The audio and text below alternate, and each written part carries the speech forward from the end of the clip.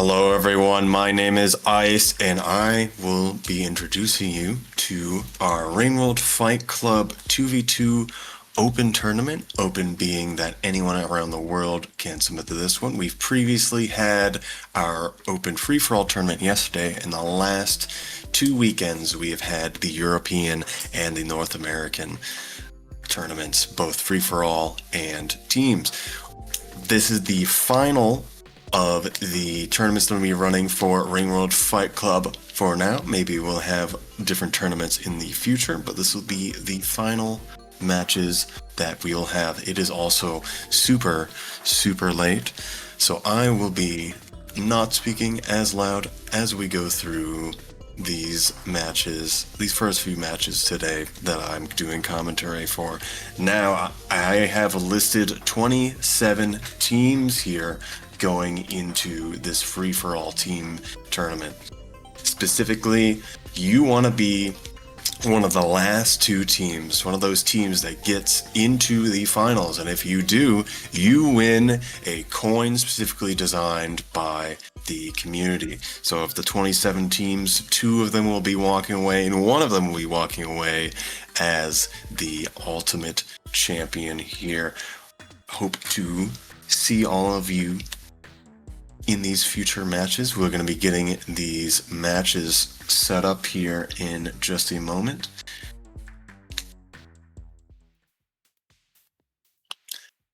Alright, looks like they are a bit faster than I expected. We'll be seeing them start in just a bit. Now both teams will be red and blue team. Because this is the first match, I will be going over how the tournament actually works here.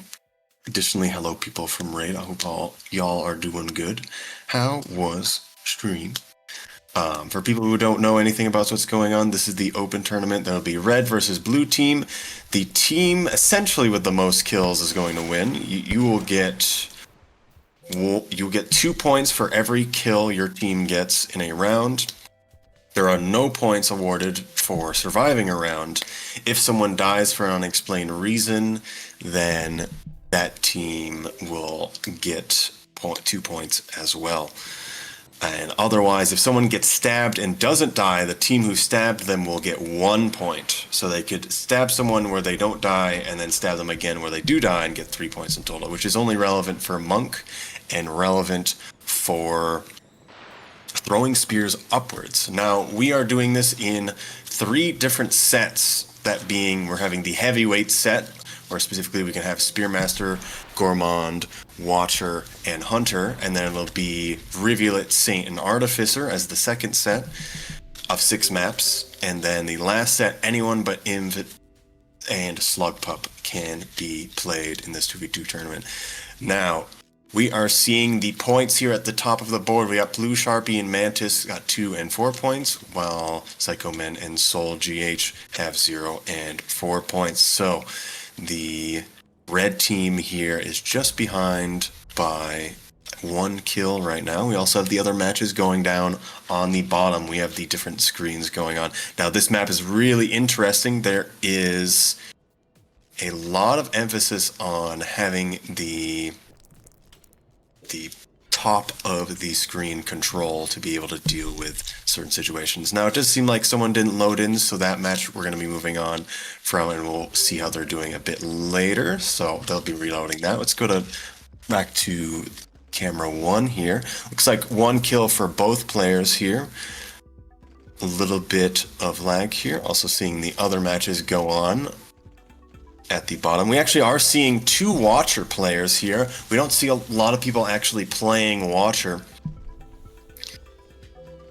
Very good play from red team there. Podak, one of the players that got really far in the free-for-all just yesterday. Also to explain to everyone, hello, I'm Goku, and today I have to not speak very loud, so we're going to have a little bit of golf commentary as we see how players load in. Looks like players didn't load in again. Oh, he was invisible. I forgot you could do that as Watcher, as it is.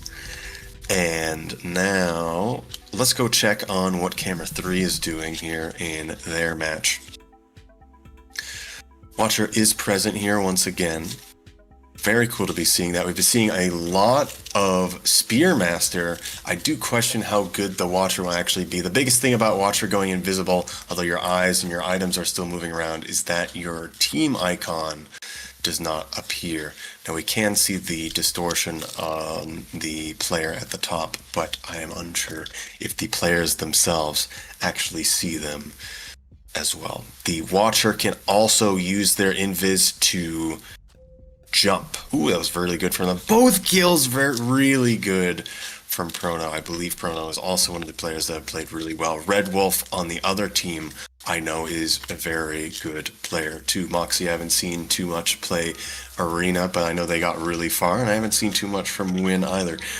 Very interested to see how these matches go through this first set. We have camera 1 and camera 4 also at the end of their set, but we're watching camera 3 here as blue team's getting a bit overwhelmed, but we'll see if Prono can run away with it again. They get one more kill there, and it works out for blue team. Very scary going through these shortcuts for both sides because you don't know when the other person's coming out exactly because of lag, not because this is open tournament. We've seen a lot of people with too much lag, 200 ping more or less.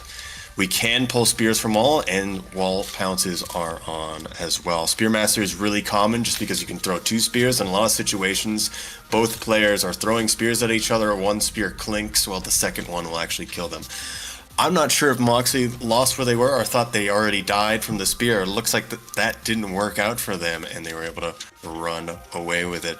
Blue team, a lot of kills for Prono there, but the teamwork from Moxie and Red Wolf worked out just too much. All right, let's go look at camera 4 here. They're already on the next set here. So likely going to see a lot of Artificer. That's the character we've been seeing quite a lot. They're really good defensively. Now, Artificer cannot stun players.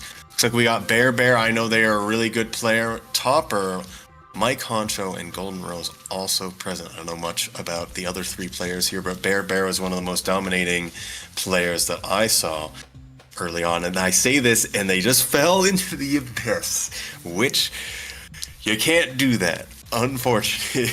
These orbs, however, at the bottom of the screen, a lot more defensive than you would think they would be, as it's a lot harder to stand or interact with them just because of these slopes covering every side. Now this pit here on this map, very easy to just fall down the middle. It's happened quite a lot to a lot of people, whether they mean to or not. Saint can really defensively play down at the bottom. Other red player not in a good position to deal with that. See what Bear can do here. Can't get in fast enough. The Artificer was able to run back to another spear just in time. Both players will be getting out of there without giving any points to the red team. I'm interested to see how this next part is. It looks like camera 1's also doing essentially the same thing. I see a Saint players hanging out of the bottom. The Artificers are hard to deal with. I'll be interested to see if we see a lot of Rivulets in team play, as Rivulet needs a lot of space to actually be doing things, and with 2 players you gotta face, that's really hard to deal with. Blue team just kind of overwhelming red team here. They need to figure out what they're gonna be doing. Let's look at camera 3 here to see what some of these other teams are doing to combat each other. 2 Saint players. I see an Artificer. I'm unsure who the last player is here. Just see how these players go. Unfortunately for Red Wolf, gets sniped out there. This Prono doing really, really good. 18 points on their own. Win did get a kill on that one. Very good. What do we have for characters here? It's Artificer and Saint for both sides.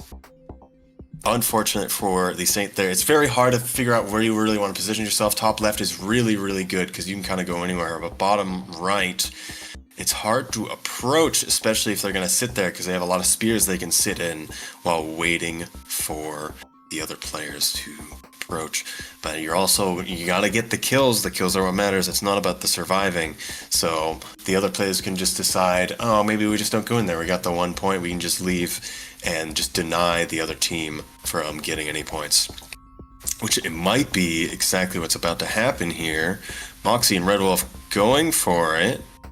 But Red Wolf gets hit. It is both kills for Proto again. They're just going all over the place. We'll see how they're doing in a bit. Let's look at camera 1 here, see how this was going on earlier. We've got the Artificers and the Saints here again. Will Rivulet ever be real? Red team from both sides doing good. Podak not coming up with the kills here. I know they were having issues with the agile section of the players of the matches here, which is being shown here as well. Let's go to camera 4 here. We'll see how Podak does in the last round.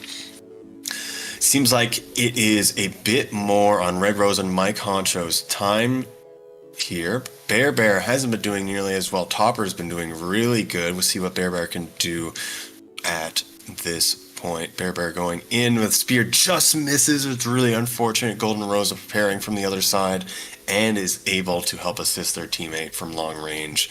Mike and Golden Rose able to move away from that. We'll see how this next round goes for them. Really dominating right now from Mike and Golden Rose. Bear and Topper need to think about how they want to deal with this next section. How can Mike and Golden Rose continue to keep this down? Topper is in not a good position here. It is hard to position in this map. A lot of places to go. Down spear just misses Bear. Bear doesn't have a spear. They get a spear just in time to be able to stop them. It is Bear and a down spear doesn't kill them. Doesn't look like either player actually died for some reason, even though it looked like they got stabbed before. Mike, I think, thought they were dead too, and then just barely Topper's able to get away with it. It looks like Bear is actually playing Monk, which I did not expect. So they've been getting those extra points by stabbing them extra times, and I guess Mike didn't realize that they were actually playing Monk there. Monk played just for getting those hits, where you get that one hit for get 1 point for getting that hit, but you don't not get the kill, and they can still kill you, and they'll go up by 2 points. So it's a real risky play because you're likely going to get overrun. Bear doing some crazy things, try to not die here. Their teammate gets overthrown. The down spear in a really risky position works out for Mike. Looks like Mike's actually playing Hunter, which is really interesting. Let's go over to camera 3 here, as camera 3 here is finishing up their agile set. Other teams playing in their open set, as I understand. It is still Prono running away with a lot of kills, but Moxie and Red Wolf have caught up quite a lot. It is tied right now for these two teams. Really good job from Prono once again there, being able to get the lance with Moxie as they're both crossing each other. The timing on that, not easy, because you do not know the exact position that they actually are because of the ping. Let's go over to camera 1 here. See how that team is doing and see what players. See a Gourmand from Rain in the open set. Really interesting to see that. Maybe they wanted it because of the certain maps, or they didn't feel comfortable for how it was going earlier. Right now, Lindsay and Podak having the advance in kills, but is only one of the players from Red Team alive. So if they get the second kill on a Red Team, then it will be all tied up. We'll see what they do as the timer runs down here and is about to end up being the end here. The Red Team misses the spear there, but the second one missed. Barely just sniped onto them. Unfortunate, they did not space it quite right and was able to get that spear over that section.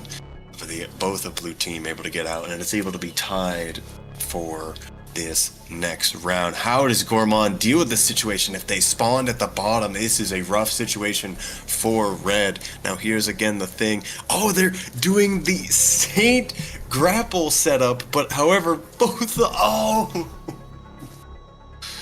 the blue team fell off the edge. Maybe not as worth it as they would have hoped.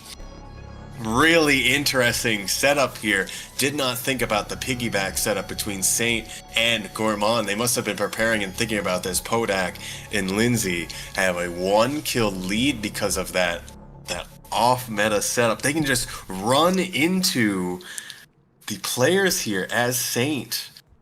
See how this works out for them. It's another kill. It's working out really, really well for Podak and Lindsay. Let's see how this next map goes. We're seeing Camera 4 and Camera 2 finish up their open tournaments. We'll see how they did in just a little bit. Is last map for Camera 1 here. Lindsay and Podak ahead by 3 kills. I think it is over for blue team here, unfortunately, as only one team can move on. One of red team stabbed there, however, so both of them fall straight off the edge. We're gonna have to see what the statistic people feel is the final score there. If we might have a tiebreaker, actually, now that I'm seeing, because if someone falls off, all living players get 2 points on the other team, which may or may not be true in this case. Let's go to Camera 3, see how they're doing. We might see a tiebreaker here in Camera 1 in a moment. Got audio from this one. Some of the cameras we will be getting audio from. It is a standard setup of Saint and Artificer here. Haven't been seeing too much Artificer in the last round a bit recently, but we're still really good defensively one way or another, especially when you are above the other players. Really good job from Mox. He's able to get both kills there. Prono and Win still not terribly far away in terms of points. I think it is tied right now between the two teams, and they only have 2 maps left. See how these Saint players deal with this situation. Real rough spot for them. It's blue team able to get away up in that top corner. They only have that 1 spear, and the attacks keep missing. Moxie's basically ready there to kill them as they have nothing, while their teammate is now near the bottom, not really helping out the situation. And now it's just Prono by themselves. Get sniped from a distance. That's 2 kills up for red team. Wonderful for them. Golf clap for you. Golf clap at 2 a.m. Now, I believe this is the last map for them. It's going to have to be 2 kills for Prono and Win for them to be able to contest this. We'll see where that goes. Immediately, Red Wolf falls off! And then Moxie runs in and gets the kill on to Win, but they're super stunned, so Prono is able to walk away. It might be another tie situation for them, but the falling off the edge double points might not be truly how that works. We're going to be seeing if we have any ties going on for both of these matches.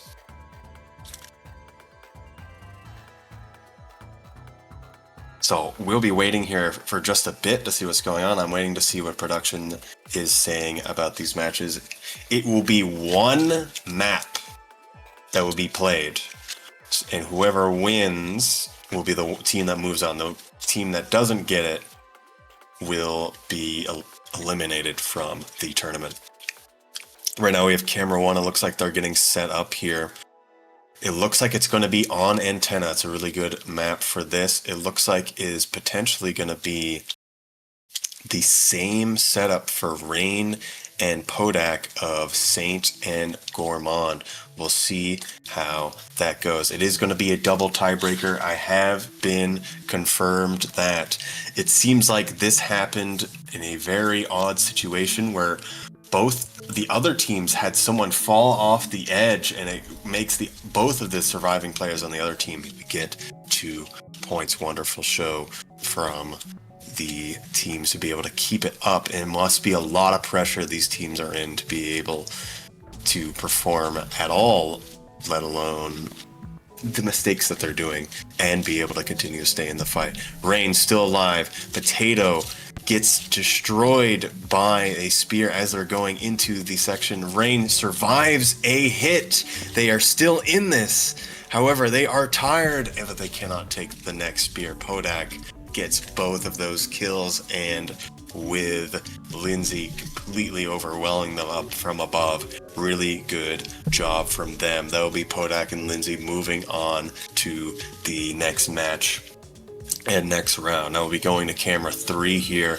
It'll be Moxie and Red Wolf versus Prono and Win. We're not going to see that Gourmand Saint setup anymore for now, and hopefully we'll see Podak and them do that a bit later. Congratulations to them, and we'll hopefully see a lot of really cool things from them in the future. We do have the Saint Artificer mirror here on Sunbath of all maps.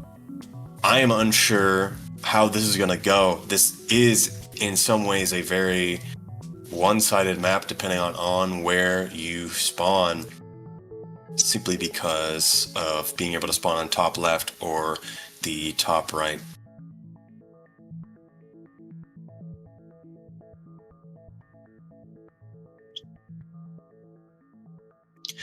There might not be a tiebreaker here as people are looking over the points here.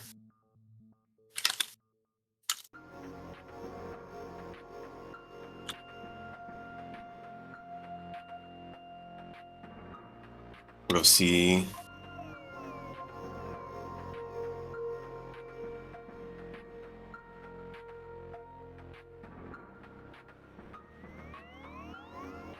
See that in just a little bit. We'll be waiting for them to figure that out. Okay.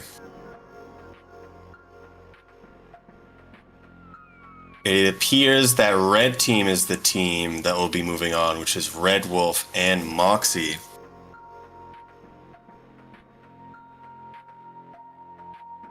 As it appears, when the person fell off and died, it only gave 2 points to one of the surviving team members on the other team and not for both of them. So Moxie and Red Wolf win technically by 2 points.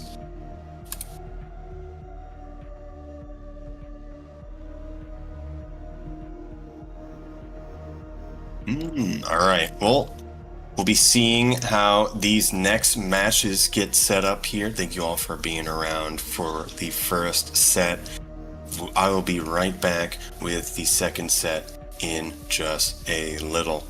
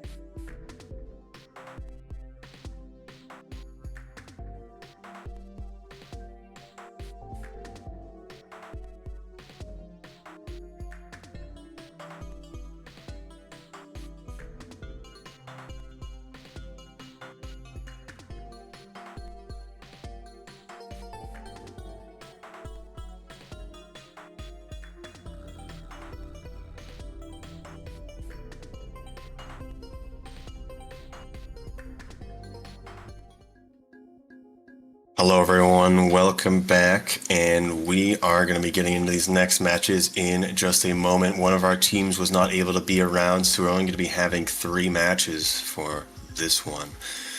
Now, we have Alsprite Yorsta versus Classic and No Name here. It did appear like a lot of Hunter players this time around. We don't see them as often. You can hold 2 spears at the same time, just like Artificer, but isn't as common. The bomb hit, very interesting there, and pushed the red team down. Blue team is able to capitalize on their bad positioning caused by that bomb. Really good job from them. Interested to see how the other teams are doing. Interested to see if we see a lot of Spearmasters again, or we're seeing this new Hunter meta kind of showing up. I'm not sure how good Hunter necessarily is without the spear on the back, but it can definitely work out if you are holding 2 spears and they can pull a 3rd spear off your back for the time.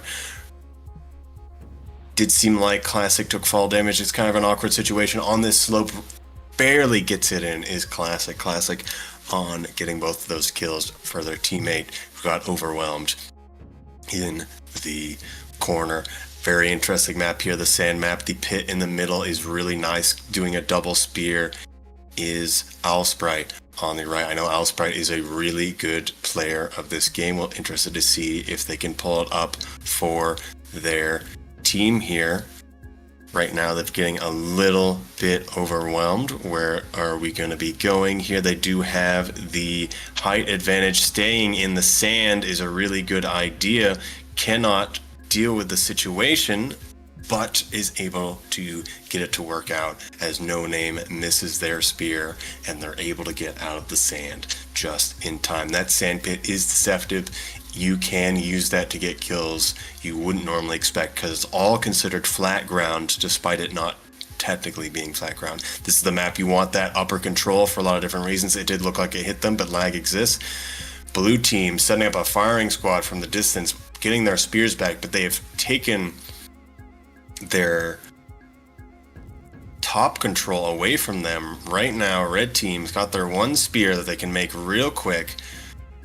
Blue's getting a bit overwhelmed because they can't deal with the amount of spears that red has available to them and can't get another one. The blue backpack did not work out for red team there, because I'm not sure if you have that on their back, will that actually stop a spear there.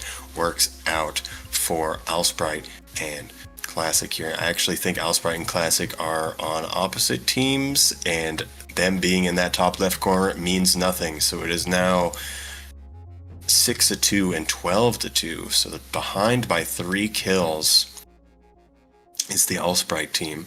Classic goes down early, however. Can red team get the 2nd kill? That's exactly what they needed there. Moving on to the next round, see what they can pick up here in the last map. Now this to me is the Spearmaster map, but if you're going to get 2 spears as a hunter in your hands, that can work out quite well. I'm not sure which side is necessarily going to be the better for you, but with the red team getting the above ground here, we'll see what they can do. Red and blue at the bottom fighting for control. Blue team able to just run and get a spear. Red team with the height advantage. It did not work out for them. Let's go to camera 4, see this last map as well. We'll see how those teams are doing in a bit. This match getting to the end in just a little bit here is Painbringer and Etten Ripples. Painbringer I know is a really good player of this game that we saw yesterday.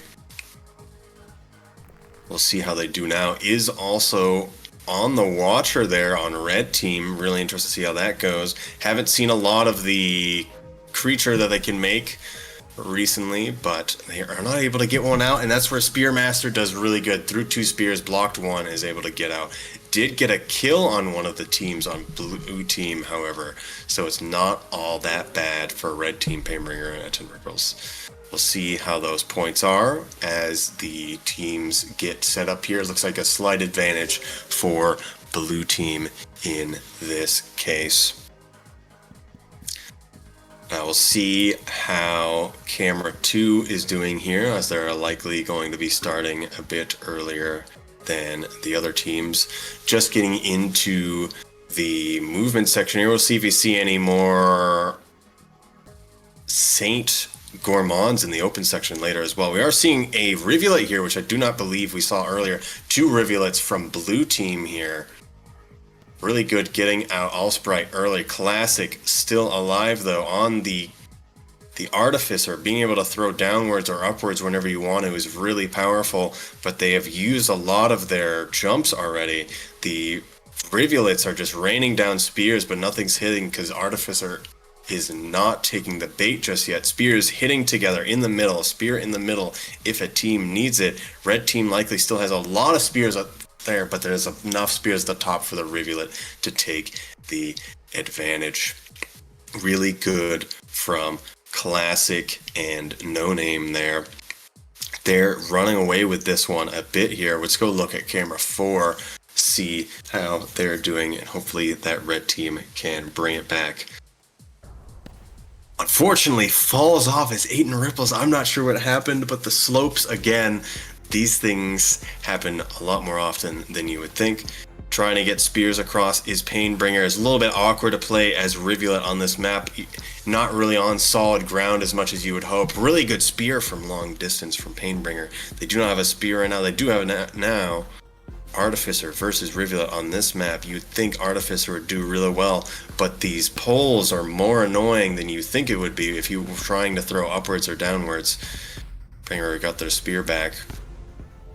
I know normally you want to have the above ground, but in here it's really awkward. Another long range on the poles works out for Painbringer there. Really good job. The points seem to have updated in a slightly odd way, so we'll have to see how these stats are actually at the end. I do not believe the points that we're actually looking at right now. Gets stabbed as they were jumping over is Eaton Ripples, and another long range for blue team. That is 2 kills right when red team was trying to make a move. Completely shut down at approaching. Very hard to go across that, but usually you don't get stopped right before you even do anything. As it is, we are on the big pink map now at the top. Blue team flying out of the gates. Red's team still trying to get up there. Timer ends. Blue team's ready to throw spears. Red team almost gets a kill but is stopped. Red team doesn't have a spear now. It is just one of them. Artificer is alive. We'll see what they can do. They pull a spear seemingly out of nowhere. This causes RR to fall into the abyss as they can't keep up with accidentally stunning themselves seemingly, but their teammate is able to capitalize on that and get the kill. Let's go over to camera 3 now. It is raining real hard. This match went really long. One player from each team actually survived. We don't really see this very often. See how that goes for them here. Blue team, the team's not splitting up here. One of the blue teams around to one of the red team. Red team does not really want to deal with that at all. I wouldn't go anywhere near that shortcut person. Stabs him through the lag just in time, and the other player of red team falls off the edge. Really good for blue team here. That's a big advantage for Gomi and Kamen. See how they go into this next setup. I think it's Gomi and Kamen is doing very, very well here, but Aton and Foon are no means out of it as the open session is still here. Red team gets stopped there, however.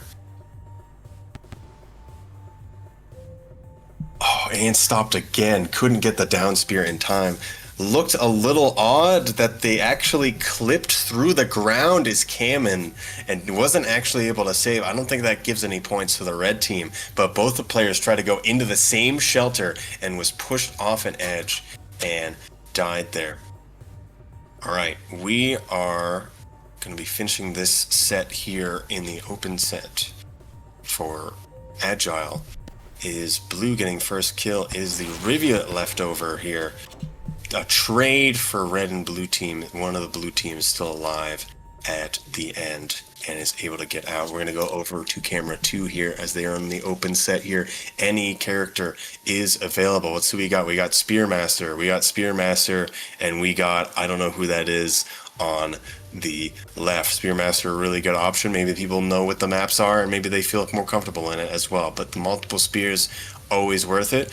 Blue and red team getting real close to each other. It doesn't work out for anyone.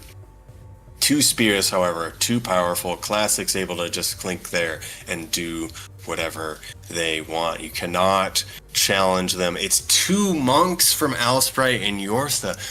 Why would you do this? Oh my goodness. This is difficult. How do you do this, really? Classic and No Name versus the 2 monks. I don't know if the 2 monks were worth it because you just are not strong at all. But if they can figure it out, it'll work out quite a lot. But I don't think they've landed a single spear just yet. Classic and Yorsta are up by a huge amount of points, however. So this will give Alsprite and No Name a good chance to come back in these matches, however. The monk player immediately dies, wasn't able to get anything. The other monk grabbed onto them. No hits for the monks here. The blue team's coming back here. That's a lot of kills on the double Spearmasters. Gotta get in the shelter though. There we go. How many points is that as we're clicking off? I do not know if the points are actually updating. I'm interested to see how the double monk works. What is the strategy here to get the double monk working? Are you trying to both be together? It looks like they're really not trying to both be together, just trying to isolate different players themselves. Looks like both players stabbed each other, so that is 1 point for one of the monks there. The other one was not able to be as lucky, however. Yorsta still going up in kills here, but still very far behind if these points are to be believed, which I do not know if they are. Second to last map here for them. The 2 monks have the height advantage. Doesn't work out for either of them. Is able to stab one of the Spearmasters, however, that'll get 1 more point. See if the Spearmaster is able to get into the next section. Last map here. What can the monks do to lock this in? Oh, it is classic on the blue team. I see. So the monks try to bring it back with a lot of more points to come over the classic's lead, but it did not work out at all. I don't think the monks have gotten any kills. There's 1 kill actually. Classic is left versus one of the monks. One of the monks has the explosive spear, which would actually just kill them. See how that goes. Spear doesn't work out. Really good stab from the Spearmaster there, and able to get out of there. 42 points from Classic alone, and No Name getting 18. Real rough for playing monk. I do not think it'll be the play in the future. Really good job from them to try to get that to work. However, let's go to camera 4 as they're setting up their match. There is a match happening in camera 1 at the same time. I believe this is a tiebreaker. We'll be going to that into just a moment here. That'll be Moxie and Red Wolf versus that other team. That we were not actually going to make one team win. It will be a tiebreaker, but this will happen after everyone else is finished. We'll be seeing that. A lot of Spearmaster as usual. I believe that's 2 Artificers and a Hunter versus a Spearmaster and the Hunter. Red team gets overwhelmed. Both of them get stabbed right when they're trying to help each other, and it just doesn't work out. Really unfortunate. Really good coordination from blue team at the end there. We'll see who got the more points there. Camera 2 did finish. It looks like a lot of kills from blue team there, especially on RR. 42 points on them as well, and they were not facing monk players. So Amazing gameplay by them. Other team, no slouches either. That 16 and 6 and 18, really good, keeping up throughout the entire matches. We'll go to camera 3 here, see what they're doing last 2 maps. Looks like this is the Rivulet matching. Rivulet gets the kill through the shortcut. That's not something you normally would expect. You do not want to challenge the shortcuts. Anything could happen. Spearmaster from the blue team still can do quite a lot. They pass each other through the pipe. However, the Spearmaster is still there. The Spearmaster gets the kill onto the red team, almost dies to the explosion on the explosive spear, however. Aton needs to get this kill for their team, as Gourmand and Kamen are very well ahead in points here. Oh, they trade right at the end. That'll be keeping them even. Doesn't give them the points, but they need to be moving ahead in points. We'll see how that goes into this last set. I believe it might be a Gourmand and Cannon match regardless, however, but we'll see what they can do in this last setup. Any bombs? We got a bomb on the blue Artificer on the top. They throw a bomb. Flies red team off the edge. Beautiful shot there. Red team not out of it yet, doing the things that Spearmaster do, and that's throw spears downwards. See how they can get it through these small holes if blue team does decide to approach, or if blue team decides to leave. Blue team gets a bomb. Now this will not kill the Artificer, but it will stun them quite a lot. We'll see how they decide to approach. You got to make sure that's in your correct hand right now. The bomb misses. The spear misses. The bomb apparently stunned the Artificer and made them fall off the edge. Unfortunate situation for the red team there. Blue team did really, really good. Now we'll be going to camera 1 here. We'll see how this tiebreaker goes, and we'll see what map it is going to be. Okay, we're going to be going to the intermission before we are going to this final tiebreaker here. This was from the previous round, so we'll be right back, and then we'll be seeing that tiebreaker.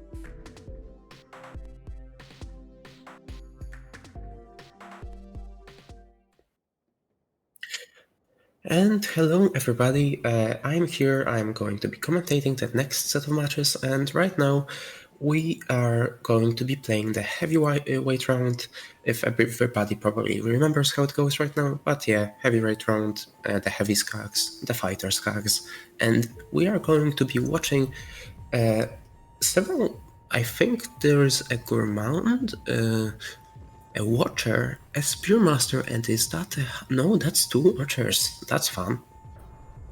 And thus we are already starting, and that's a bomb that went off. Everything is going so fast. Okay. Ferret throws the spears at their teammate for some reason. Okay, Podak's dead. Okay. That's all. Well, and so Ferret takes this round with Pasta, and they won that one. And on Kaisers we go. So Kaisers are a pretty fun map. Everybody's taking the okay. Apparently not everybody. And Lini was very quickly punished by not taking the geyser, and thus they take another round. So tactical, just ferret. Why am I saying tactical? Okay, and onto the hive we go. Right now, the red team has the height advantage, but okay, not anymore. They ran out. I don't think they're in the best spot as two watchers against this map.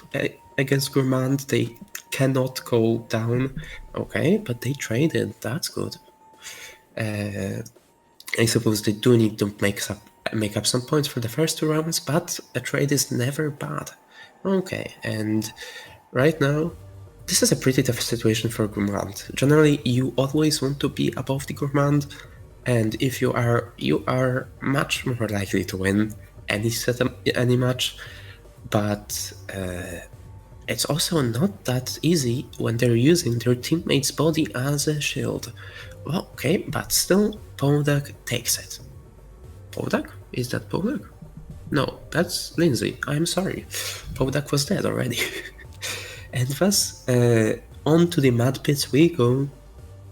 And here, okay, I suppose Lindsay decided to go and sniped using the Watcher's movement. That is very nice. It's very fun to watch different Watchers. Watch different Watchers. Amazing commentary. Okay, and thus, they are alive, it seems. What?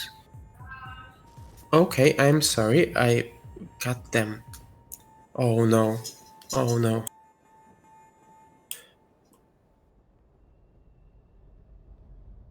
Oh, am I getting disconnected? No.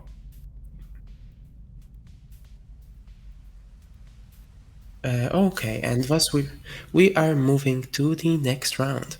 So maybe we should actually switch to some other rounds right now. Okay, and thus we are on this map again with a Watcher. Several Watchers, in fact. And a Gourmand.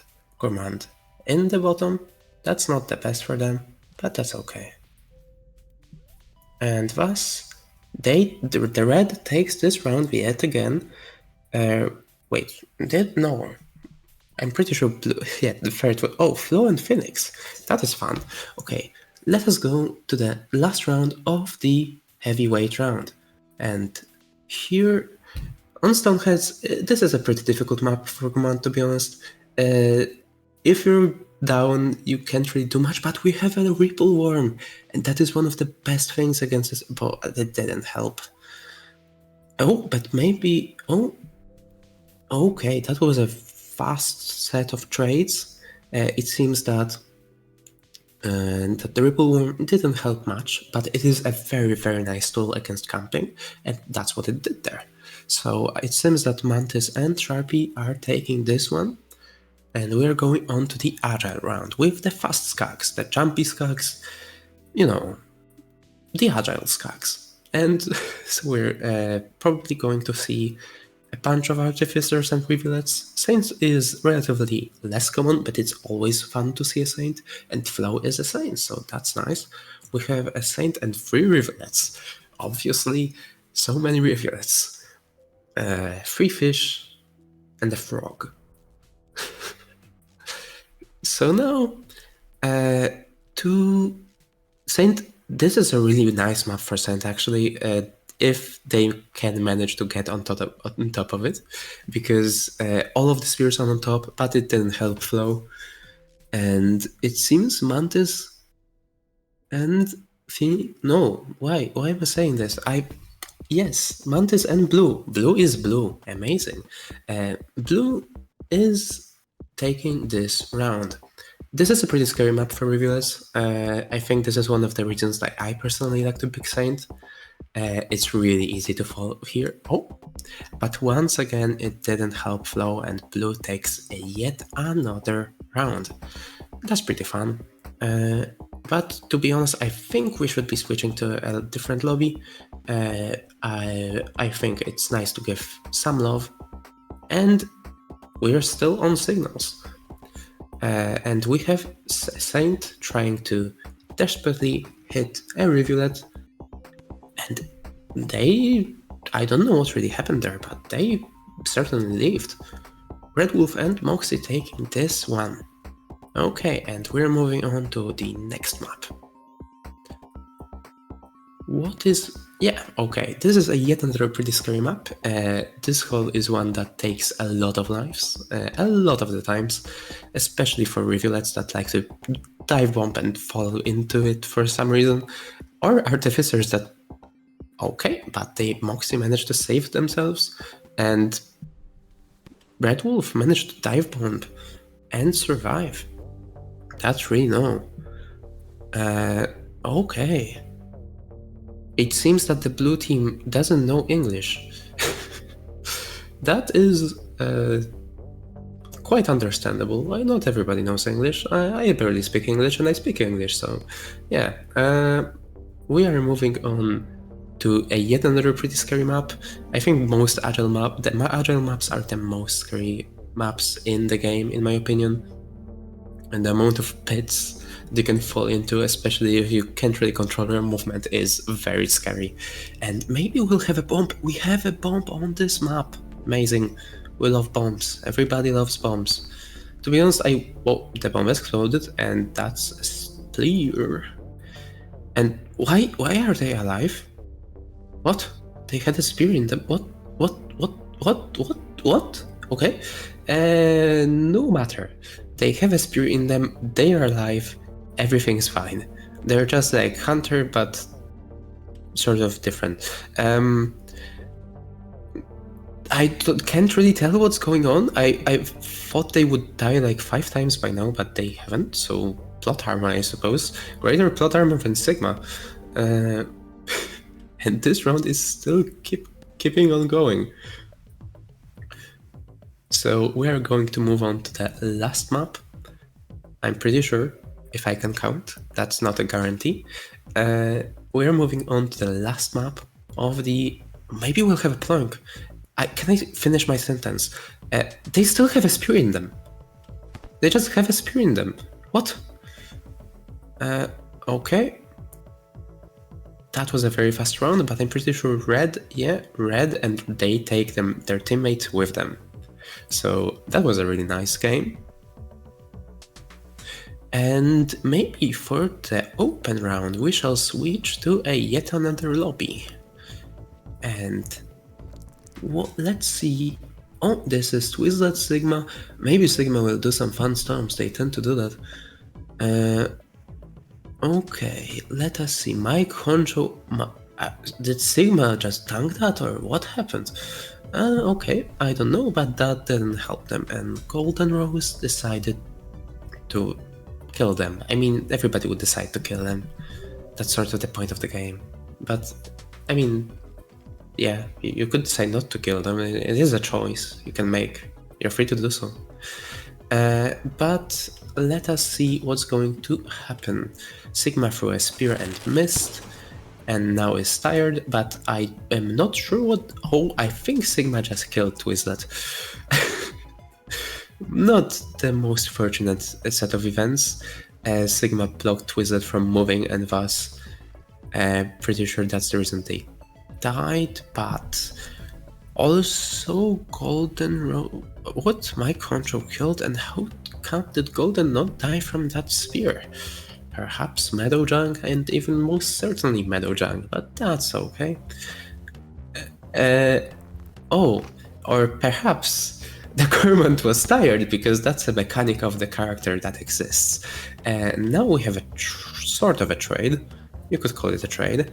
Twizzlet has a pretty good setup here because they have an infinite amount of spears on the map. That can be pretty campy. And they are fighting, but that didn't help Twizzlet, and my control slays them. And we are going on to the another round with a red win.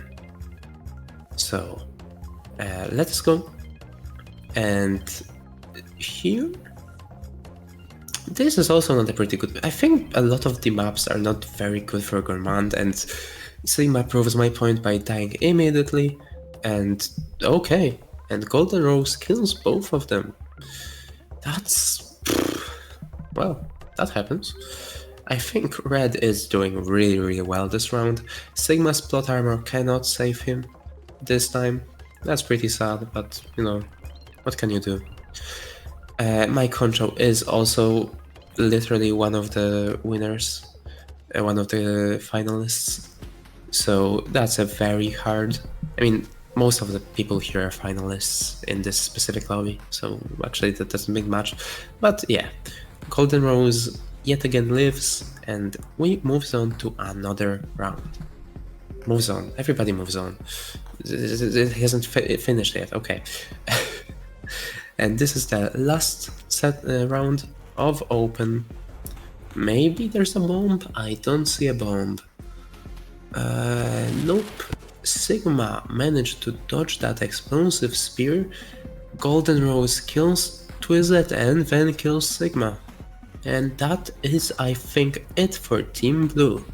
Twizzlet and Sigma will probably not be moving on. Golden Rose and my control will probably be moving on. And thus, I think we can move to another lobby that hasn't finished yet. And thus we have the last set of rounds here. I see that the spear is still in them. It never left.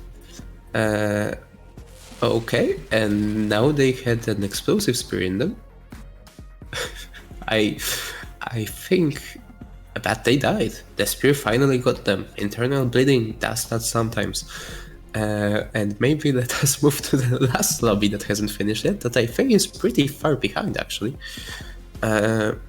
Oh, I see Podak trying to pull the Gourmand off the map, but they can't really do that from that angle. But maybe they will. They got a spear, but I think they tanked it. A bunch of rocks, a bunch of spears being thrown, nothing hits. The Gourmand lives yet again, but they can't survive everything. So, yeah. And Team Red take that round. So, what is here? Podak is doing some funky movement with Saint. Very fun to do, very fun to see. I love Saint, I think you could tell. But, okay, nothing happening. They're both in the tunnel.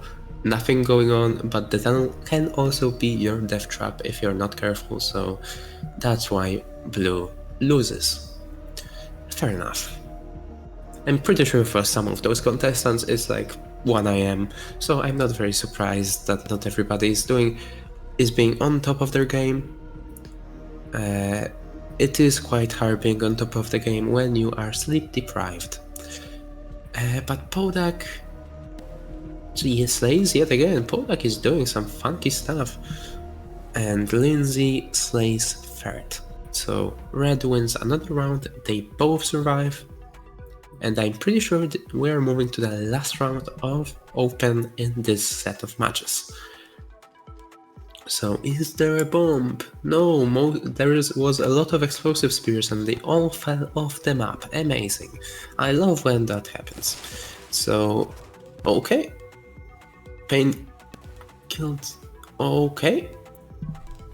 Ferret survives And Lindsay fell into the abyss, tried to save themselves several times, but you can't do that always, sadly.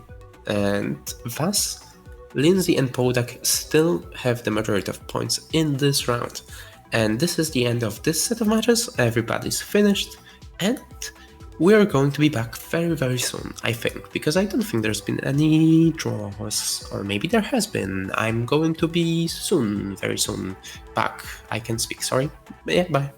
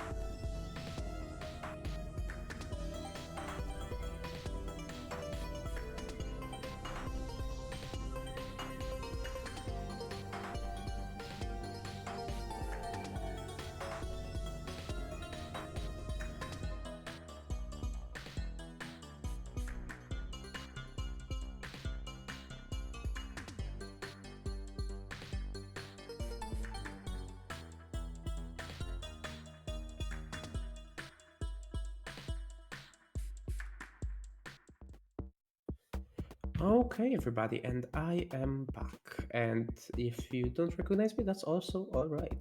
And basically, we are moving on yet again to another set of matches to the heavyweight round, which I assume everybody already knows. And so we are practically starting already. It appears we only have 2 lobbies this time, which will make it easier for us to focus on only one and see what everybody is doing. I see that we have a Gourmand with a very funny nickname and something funny like above their head, but I see that they're playing a stupid game at 3 a.m. I wonder what that could mean. Okay, but oh, there is a bomb. A bomb exploded, and there was some funky particle effects. Okay, so I see that Lux and Playing Stupid Game at 3 a.m. are taking this round. That's fun. Particle effects are fun. But we have a Watcher, a Spearmaster, and a and the the Spearmasters kill each other. Okay. And the Spearmaster and the Gourmand. So the Watcher tried to go in this, but that didn't help them. The Gourmand decided to slay into them. Slam into them. That's the wrong vowel. That's not a vowel even. Why is not? Why? How can I take? Never mind. That's not important. The point is, we're moving on to another round. On the high. What? I don't know how Lex killed there, but they did. Sniper stuff. Or Meadow, that's also possible. That was a very dangerous situation for the Gourmand, but I don't think the Watcher had a spear. And the Watcher takes it, and the Watcher is called Munzi. I should see it, but I'm blind. Very much okay. Okay. Now on to the mud map. Everybody loves the mud map. That's not true. A lot of people hate the mud map. Okay, but we have 2 devs there, and we have a Spearmaster on top. That is a very easy setup for the Spearmaster to win. They just have to come the top. It's very hard for the person on the bottom to come up. Because the Spearmaster just can throw spears, down spears all of the time. But that's boring. Just go kill, jump down and kill, murder and kill. Oh no, but they're just doing good. It doesn't matter that you missed. Yes, kill. Okay, never mind. They're leaving. Or maybe not. Okay, nice. See, that's what we're talking about. That's what you should be doing. I don't have a bias at all. I don't know what you're talking about. Okay. It seems that this lobby has been going much more slower and methodically than the other one. So the other one is already done with a lot of their maps. Oh wait, that's only one round behind. Let us switch to that one anyway. Okay, so we have a Gourmand that's rolling.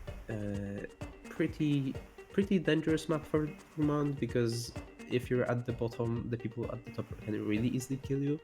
But maybe they will get a slam, and they got a slam. And they got a kill. I think that was a spear kill, or maybe a second slam. That's fun. I'm not sure. But that's very much okay.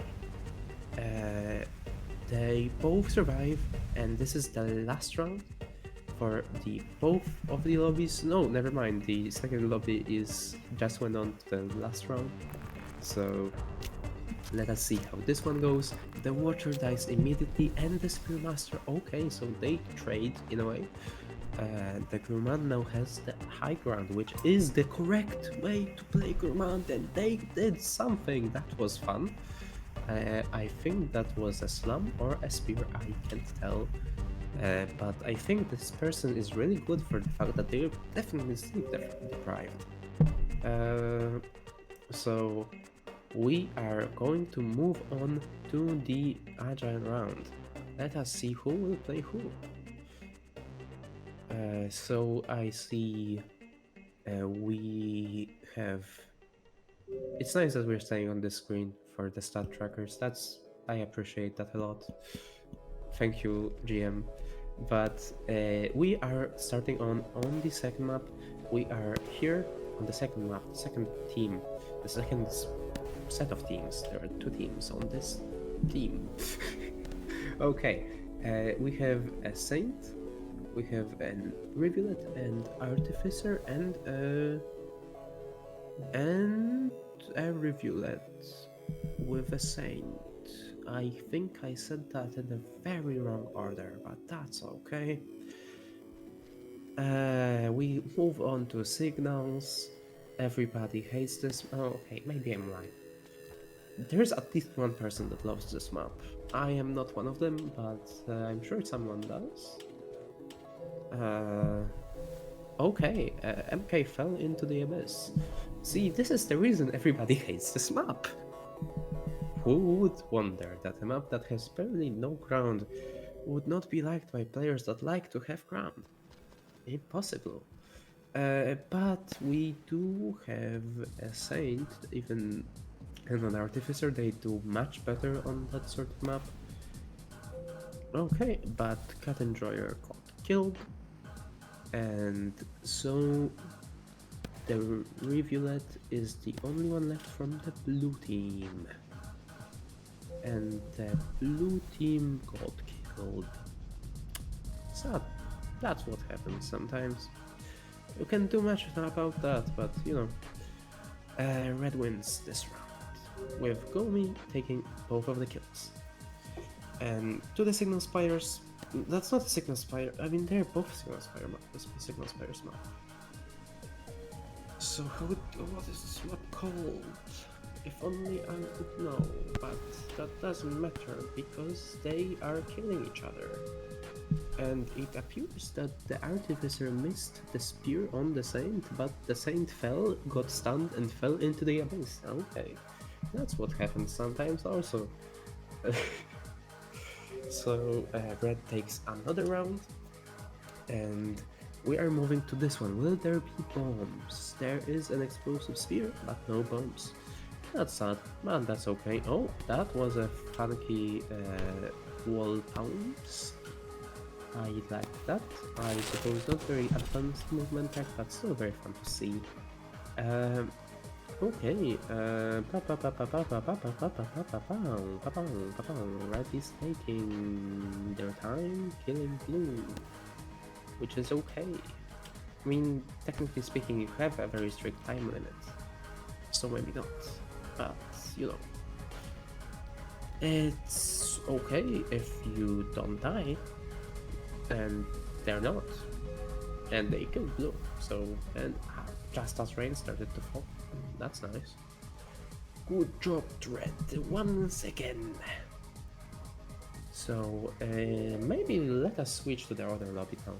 It seems they're just finishing on this map.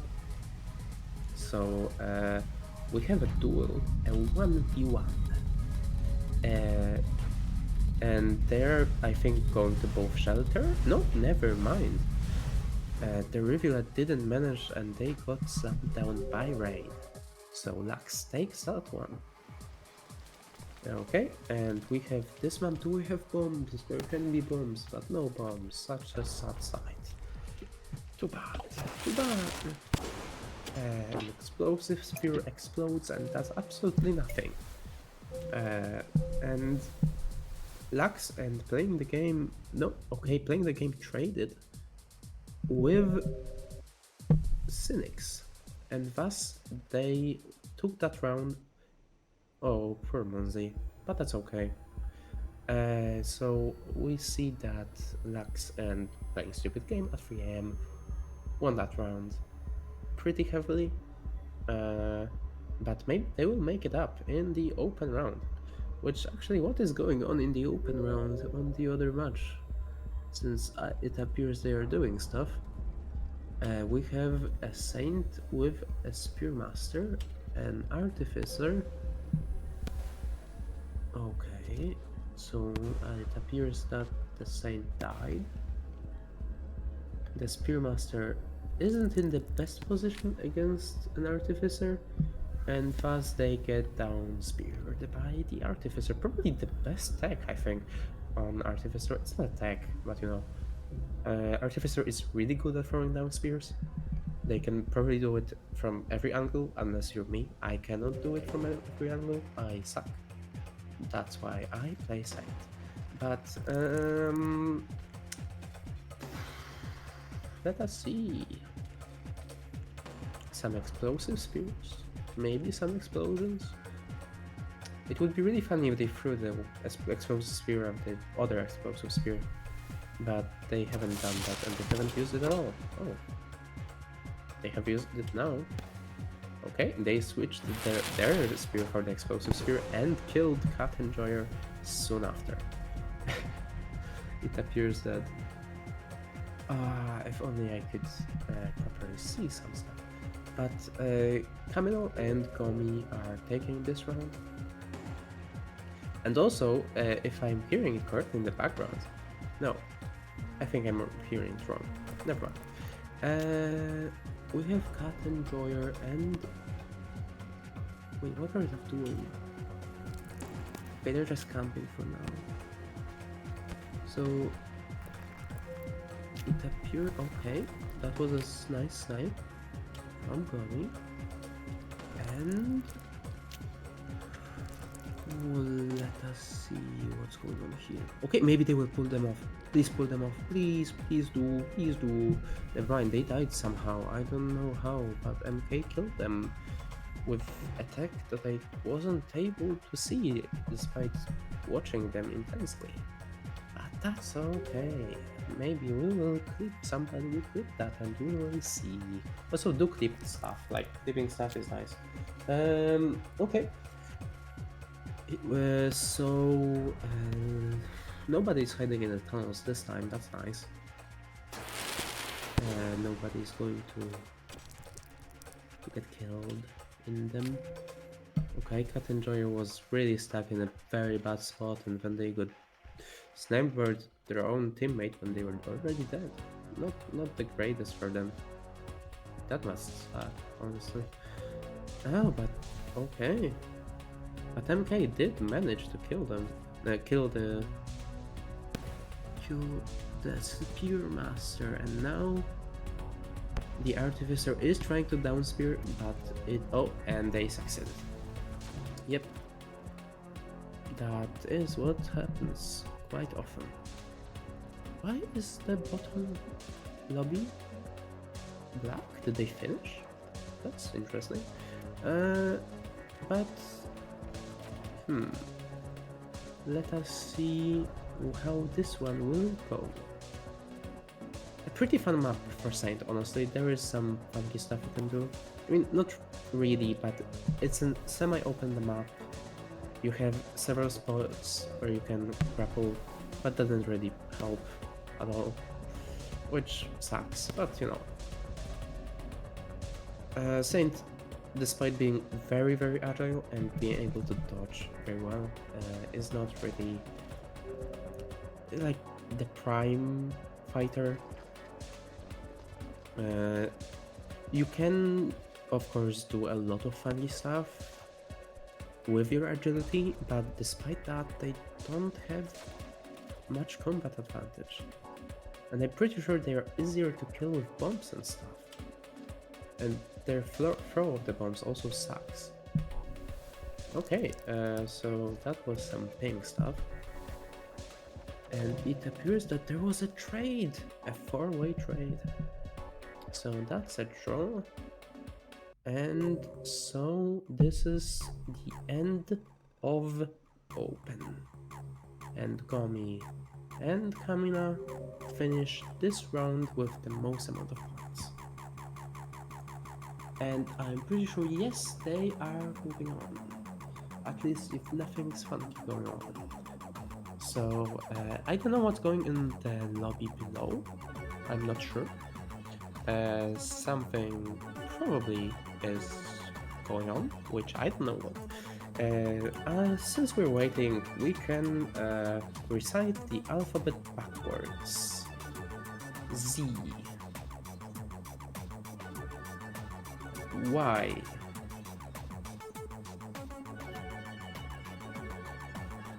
X? Okay, we're not reciting the alphabet backwards. What can we do? We can discuss if in the rainwater bombs there is nitroglycerin. That's something I've been thinking about lately because I honestly am not sure.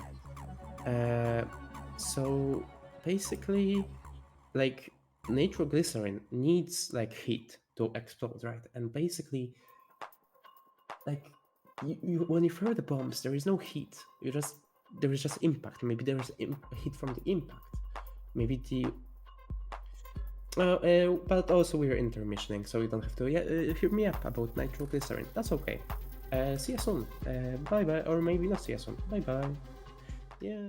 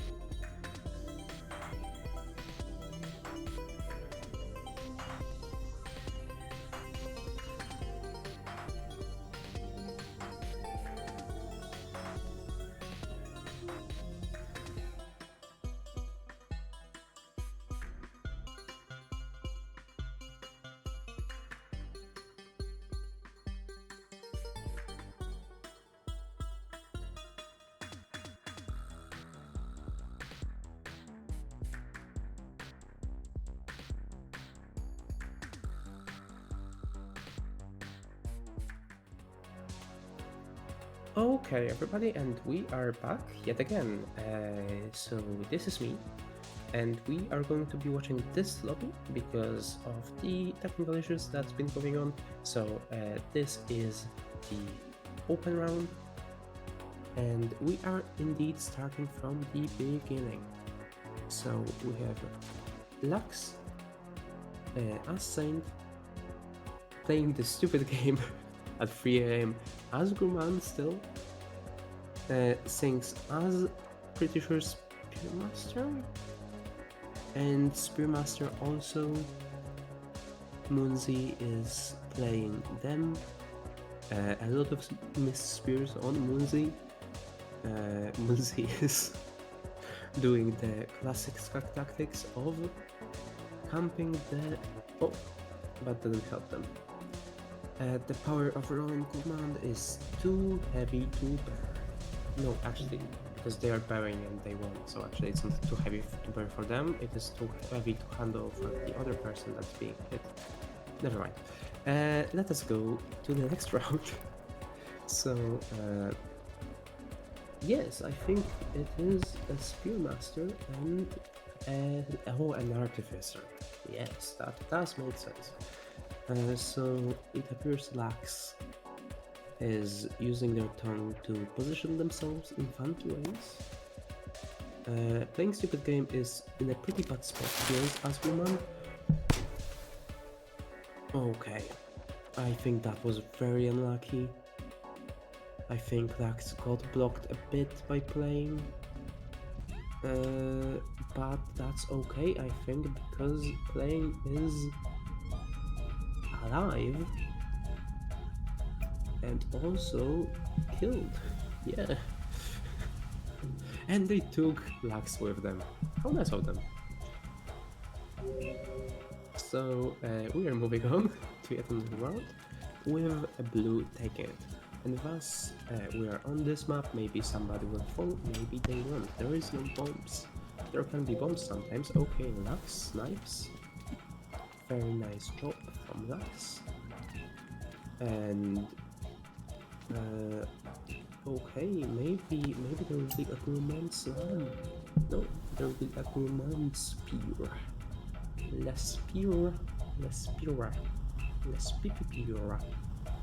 I don't know what I'm saying. Okay. The points, I'm pretty sure, are not exactly accurate. I think there's a bit too much points. But you know, like, there are some numbers that I am unable to say, and those are one of them. Oh, playing stupid game died. Lux is trying to snipe, but it's going to be harder now that they have the fat body of a Gourmand to block them. But Lux is still alive. Bopping and weaving. I don't know if that's the correct thing to say in this situation. But Lux snipes. Nice job. Nice job. And they almost sniped there. And it is a 1v1. Saint versus Artificer. We're coming back to the agile rounds. The rain is coming. Not the fog, but the rain. Oh, but okay. So Lux got signed by Cynics. So Red takes that one and Cynics takes both of the kills. Now let's see. Oh, Lux is doing funky movement. Love to see that. We have Cynics on the bottom. We have Moonzy camping the pipe, which works out for them. They kill the Gourmand, whose name I will not always say because it is very long. Although I think that's a longer description than their name is. What I think about it? The Gourmand, whose name you can't say. Or something like that, I don't know. So this is the last round. There's a bomb. There's a bomb and the Artificer has a bomb. The bomb explodes and does nothing. Okay. So I see the Gourmand is alive because the... What? Was there a bomb that stunned both of them? Okay, there was a trade. No, not a trade. It seems that playing slew, yes. Okay, but they didn't manage to kill them, and thus Cynics kills the Gourmand, whose name we cannot say, and thus takes the throne. But it appears, well, actually, I don't know what are the points in this round. Let us see, because this will be maybe the deciding factor of who will win. So yes, let us see. And we have points that actually are not accurate because it's a new lobby. We have to count them up like manually. So actually I don't know who wins. That's okay. That's okay. I think we're going to be intermissioning soon, and this will be at the end of me. So it's been really fun to see you all. Actually, to like commentate, I haven't seen many people aside from the play. Never mind. Basically, it's been fun. Thank you all. It's been me, however you say my name, and I will be going probably. Yeah. Bye bye.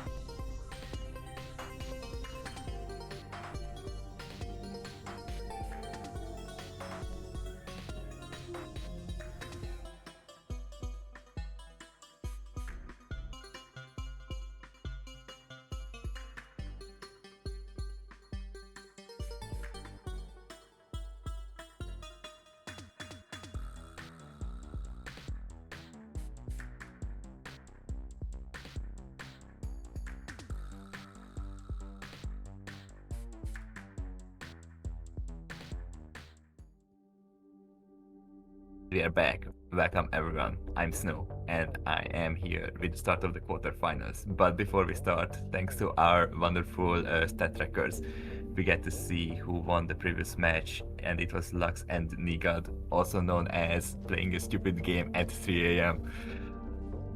So they are moving on to the quarterfinals. But for now, we have Podak and Lindsay against Mantis and Blue Sharpie. As we are heading into the heavyweight class, Lindsay is throwing an excellent bomb, killing Mantis, while Blue is killing Podak, and now Lindsay and Blue are fighting against each other. Blue is getting the kill, taking the first round for the blue team. Both of the blue team members are playing Spearmaster, while red team is having a Gourmand and a Watcher. Gourmand on Geysers can be devastating for the other team if they are staying below, but they don't, and both of the red team members are getting killed. Mantis and Blue are getting 2 extra points for surviving. Because yes, kills worth 2 points, while surviving worth 1 point per each team member. Gourmand does roll on the bottom floor and getting sniped. That was a crazy snipe from Mantis across the whole map, and Blue is getting the hit on Lindsay. Blue team is extending their lead. As we are heading on to the 4th map, Mudpits. Another map, very good for Gourmand if they can stay up. Both Blue and Mantis are going down and barely missing Blue, and Blue is taking the opportunity to kill Poda. Lindsay is staying up below, up above both of the blue team members, trying to touch them. Okay, they're exchanging a spear hit, but both of them are missing. Lindsay getting a nice kill on Mantis. Now it's up to Blue to try to get the Watcher, using the small ripple hops to gain height. Blue is just going on the in the mud, just from one side to the other, and that was a nice snipe from Lindsay, getting multiple points for the red team. They are catching up slowly but surely. Next up, platforms. A lot of them are... Okay, there's a bunch of spears being on the lower platforms too, due to falling from the top of them. And Podak is getting a nice kill on Blue. Mantis is trying to snipe with the explosive spear and getting Podak in the meanwhile while falling down, but Lindsay manages to close the match by hitting Mantis with a spear. And the final map for the heavyweight round, Stoneheads. 2 Spearmasters. Spearmasters usually tend to hang on the top of the map and trying to thread the needle through that one wide gap, and blue team is taking the win, while red team manages to take down Mantis, so they are also gaining some points. And as we are finishing the heavyweight class, the blue team is leading, but it can all change as we are heading into the lightweight class, where Rivulet, Artificer and Saint are the eligible slugcats. We have seen multiple comebacks after lost heavyweight for one team. They came back stronger in the lightweight class, so nothing is lost yet. They are having an 8-point deficit, which can be brought back pretty easily. Right, as you see, Blue and Mantis are picking Rivulet, both of them, while the other team is just going Saint and Artificer. So we see all 3 slugcats being represented. Podak is doing some nice backflips while maintaining it during the hanging from the ceiling with the tongue. And Mantis is getting the kill on Podak. Lindsay is killing Mantis. Now it's up to Blue to take revenge on their teammate. The players are trying to approach each other. Blue is being in the disadvantage since up spears doesn't tend to kill, although they give a point if you manage to hit him up spear. And the rain is approaching quickly, as every single map we are playing is having a 60-second. Oh, that was a nice shot by Blue. So each map is having a 60-second time limit before the rain comes.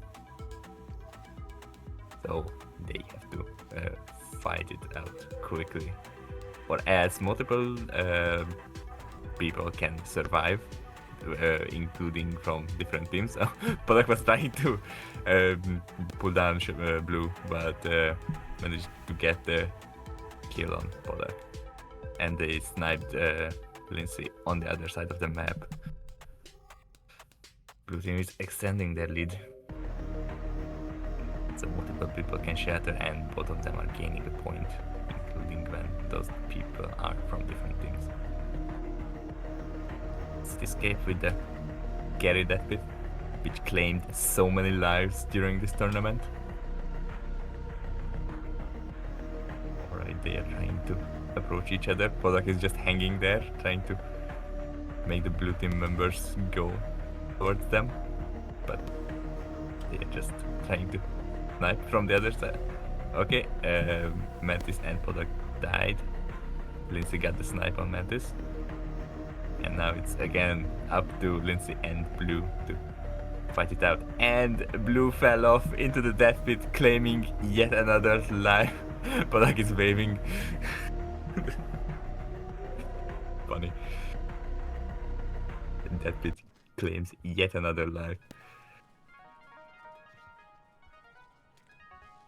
It would be funny in the statistics if bonus coin goes for the Cityscape death pit for claiming so many lives.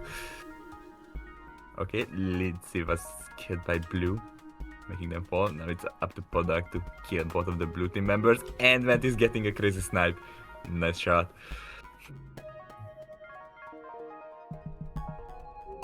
Next up, we have... That's a lot of explosives in the middle, and Blue is grabbing a bomb and an explosive spear. Polak also has an explosive spear, and Polak manages to get a hit first. And okay, I was not sure how did Mantis survive that explosive, but then Lindsay managed to finish the job with an extra spear hit.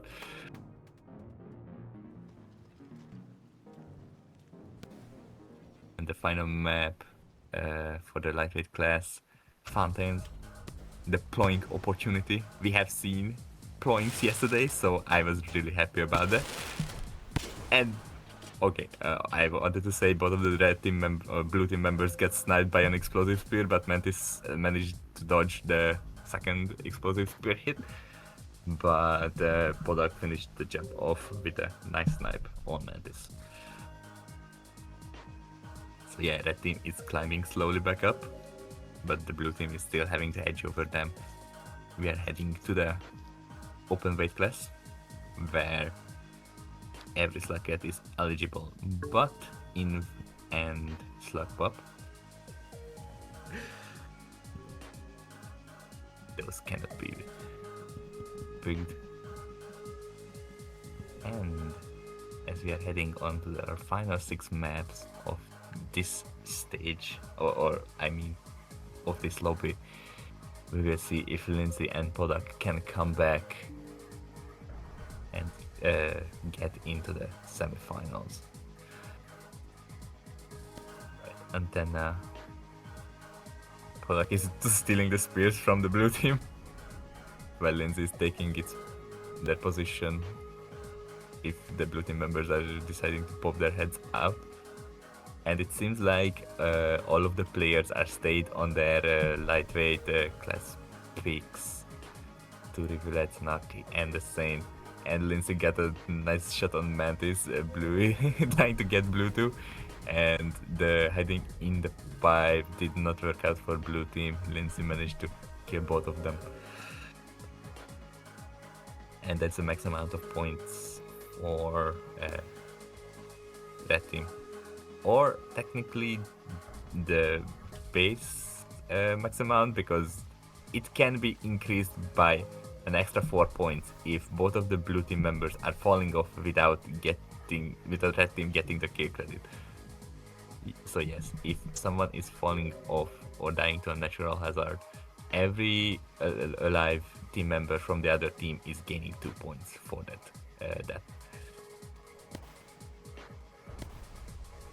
Alright, scaffolding. Podak is hanging from the bottom where neither of the Rivulets can reach.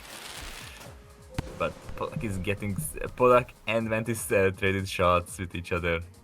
Nice. Lindsay and Blue are up against each other again, and Blue is getting a nice hit on Lindsay, extending their leads. Next up we have Sunbath. The team is spawning in the bunker. They are not doing the funny strategy we have seen earlier, where Saint just picked up Gourmand and went ahead. Climb up on the outer side of the map.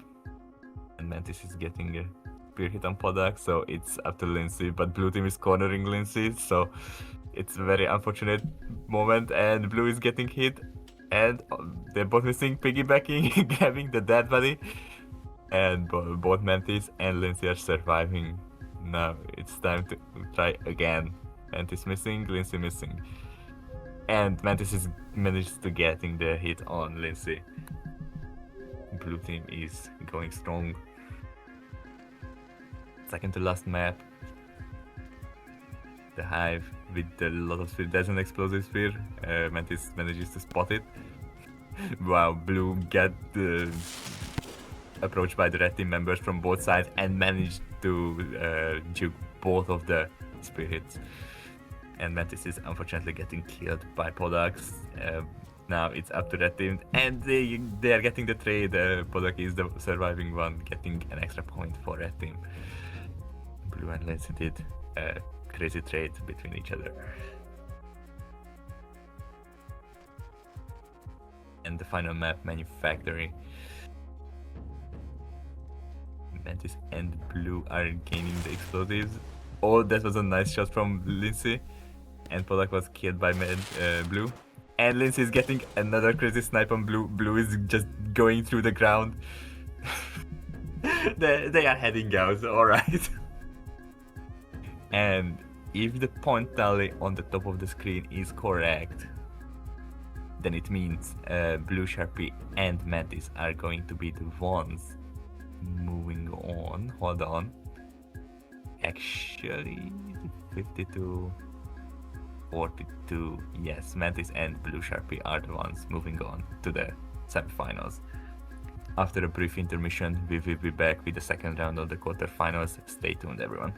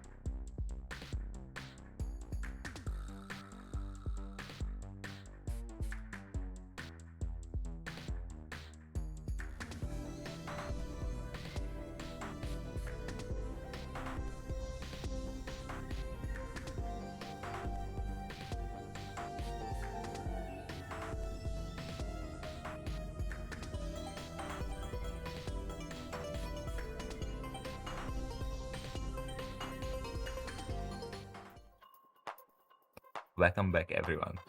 We are continuing with the quarterfinals of the Rainbow Fight Club 2v2 section of the open region. We have seen a crazy match in the previous round, and this time we have Red Wolf and Moxie against Mike and Golden Rose.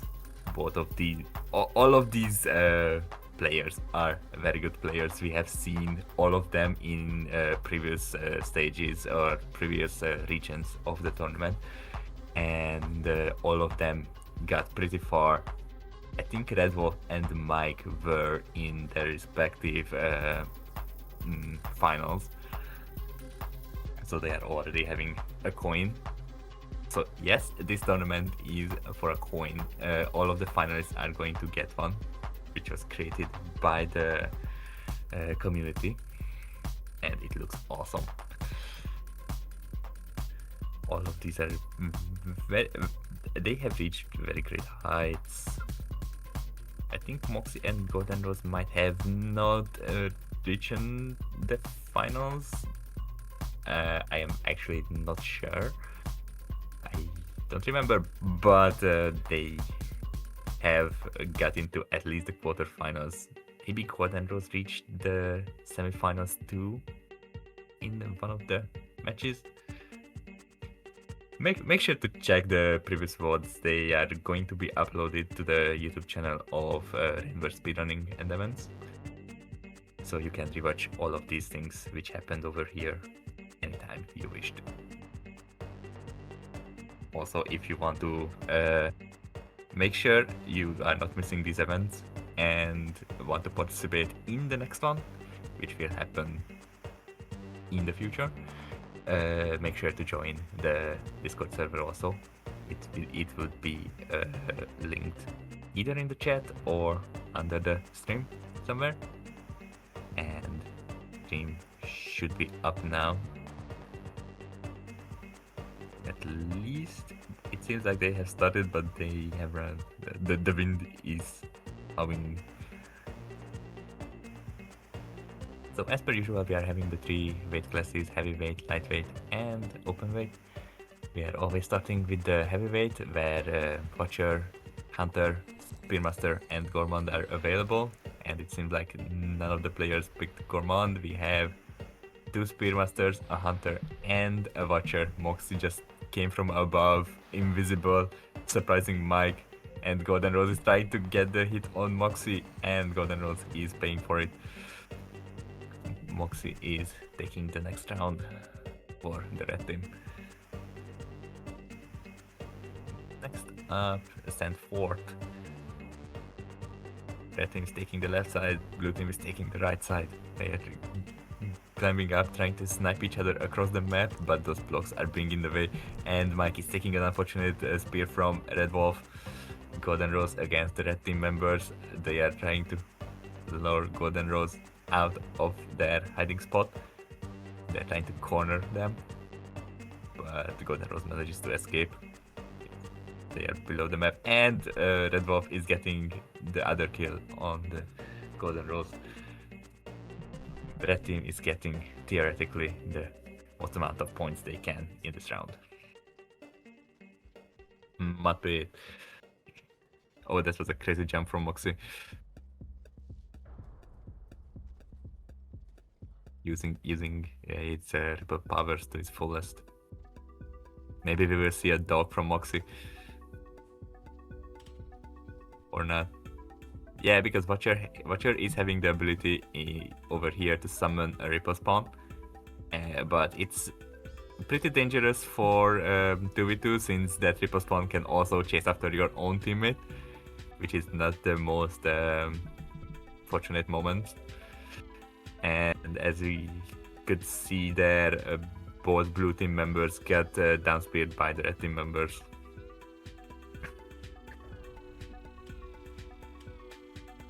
Red team is trying to snipe the blue teams, but blue team is hiding very well. He cannot be reached. Oh, that was a crazy shot from Red Wolf from the jump from the pole. And another crazy snipe getting Golden Rose. Red team is taking the early lead over the blue team. and the Stoneheads as we are heading to the final map for this weight class. Moxie is grabbing a spear and using the triple jumps to get up to the top. And Golden Rose was slain by Moxie. That was a nice down spear. And Mike is trying to trade with Red Wolf, but unfortunately he misses, and Red Wolf and Moxie both surviving, getting yet another victory to their names. Alright, next up we will have the lightweight class, where Rivulet, Artificer and the Saint are the playable slugcats. And we will see what our talented players are going to pick. I see a lot of Artificers. And Red Wolf is going with their Saint pick. No Rivulet, no Ploink. Sort of disappointed, but since we have seen a Ploink yesterday, I am happy. I am satisfied. Let's see. 2 Artificers versus Artificer and the Saint. Mox immediately going up to the spears. So is Red Wolf, while blue team is trailing behind.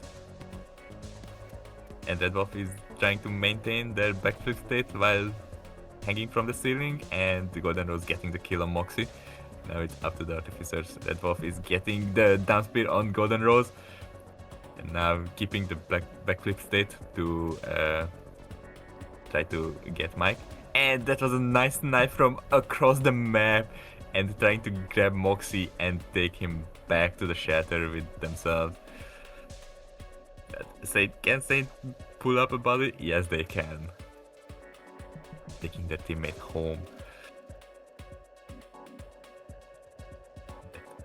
Transmission nodes. The very unpopular map across the runners. There's a lot of clash, and Red Wolf somehow managed to survive, grapple onto that block on the bottom of the map, while Moxie is getting both of the kills on the left side. Nice one. Alright. We have... Oh yeah, Cityscape. The map with the infamous pit. Both of the teams are trying to take the high ground, and Red Wolf is not hanging from the bottom of the block in the middle, as most of the Saint players tend to do on this map. And Golden Rose sniped Moxie across the map. Now they are trying to do the same to Red Wolf. And Red Wolf misses his spear shot, and both of the blue team members are surviving. They are coming back. Nothing is lost yet. Oh, there's a lot of spears. All of them are falling off. That's very unfortunate for our players, since if they are missing all of their spears, they will be spearless, and this map will not favor any of them, since they cannot make spears. Both of the blue team members are getting killed by Moxie. Moxie is giving yet another lead for their team. Oh, there's one bomb. Moxie immediately went out. I guess the ping difference is just making them to spawn faster. And blowing himself up, and blue team is taking the opportunity to take advantage of the stun state of Moxie. And Red Wolf manages to getting the snipe on Mike. Golden Rose is trying to kill Red Wolf, but was unfortunate and getting killed in the process. Red Wolf is taking Moxie back to the shatter yet again. That's the team spirit. Not leaving our teammate behind. And the fountain. I didn't see if anyone grabbed any explosives, but both of the blue team members got killed by the red team members, extending their already massive lead further. I would say there is still a chance for Golden Rose and Mike to come back in the final 6 maps of this set of games. They need to wipe the floor with Moxie and Red Wolf in order to do so. Moxie and Red Wolf are staying on the Artificer and Saint Pick, yes, while Mike... Actually, Moxie is going with the Watcher. Interesting book. While Mike and Golden Rose are going back to the heavyweight class with Hunter and Spearmaster.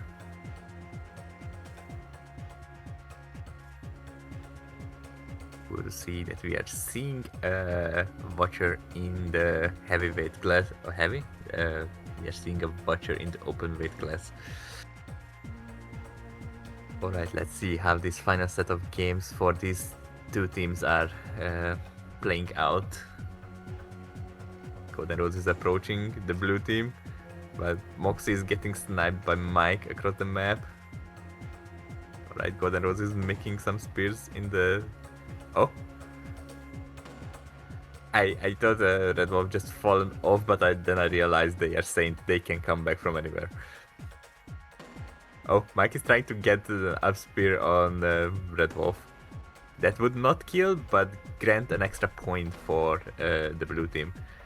But they managed to hunt down Red Wolf, both of them surviving, so they are on a good track to come back.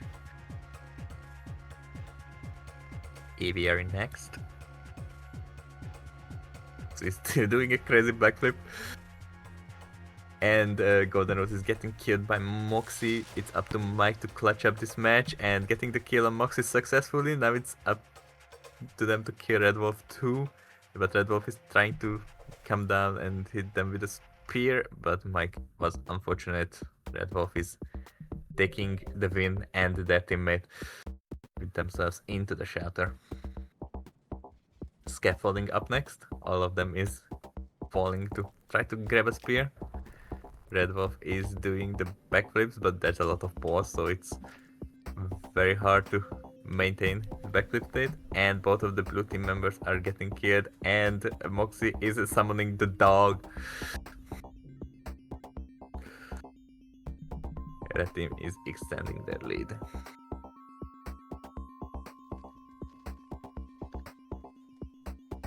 Alright, Red team is spawning on the bunker again. Mike and Golden Rose are scattering. Moxie is getting the kill on Mike, dropping on top of them. While Golden Rose and Red Wolf are just moving around the block. Red Wolf manages to get the kill. Moxie is summoning another dog. The victory dog. It seems like it is heading for Mike under the map. Second to last map, Hive. There's an explosive spear. Golden Rose is getting the explosive spear, so there's a high chance they can just kill both of the red team members with that. Since Saint is extremely sensitive to explosives, Mike is taking an unfortunate spear from Red Wolf, and Golden Rose is missing the hit on Red Wolf, and Moxie finishes... No, actually it was Red Wolf who finished the job. And Red team is surviving yet again, and no dog this time. Which is overall pretty useless, because it cannot kill that quickly. But still, it is funny to see someone using the dog. Oh, that was a nice shot from Red Wolf. Oh wait, Red Wolf threw the bomb, Moxie finished them off with a spear, and now they are just celebrating their victory and getting into the semi-finals. Congratulations to them, and congratulations to Mike and Golden Rose for making it this far into the tournament. And yeah, we are going to go on a brief intermission as we are setting up to the third quarterfinals game. I have been Snow. Goodbye, everyone.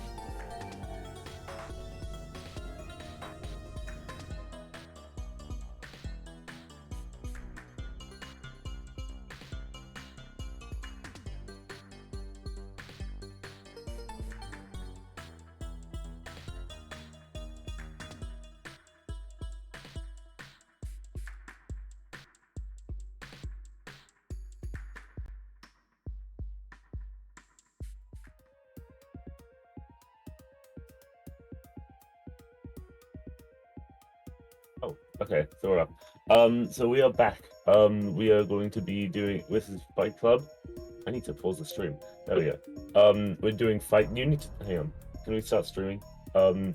We are doing Fight Club. And we're going to be starting with the heavyweight round, I believe, which means we're having Gourmand, and Hunter and Watcher, and Spearmaster. And you get 2 points per kill. You get 1 point per spear hit that doesn't kill, meaning that if you do an up throw or if you are monk, because those won't kill but they still do damage, then you still get points. Ooh, crazy shot from Withered Lux. Unfortunately, didn't kill. Got the kill anyways. Good plays from Withered Lux, getting points for their team. As I was saying, yeah. So monk or just any up throw will not kill, but it will still get you points because it does do damage. It gives you 1 point, meaning you can get a total of 3 points per kill if you play it well. Oh, we've got this map's cool. It's the geysers map. Wouldn't you believe it? There's geysers. A red team trying to find a way out. Oh, good trade. I think that was a trade, although No Name might have been the one to kill Playing Stupid Game. Withered Lux almost got a snipe on No Name there. No Name trying to get the high ground, maybe dropping down for a kill. Withered Lux trying to use the geyser to get up. Oh, yep, drop down for the kill from No Name. Good stuff. You love to see it.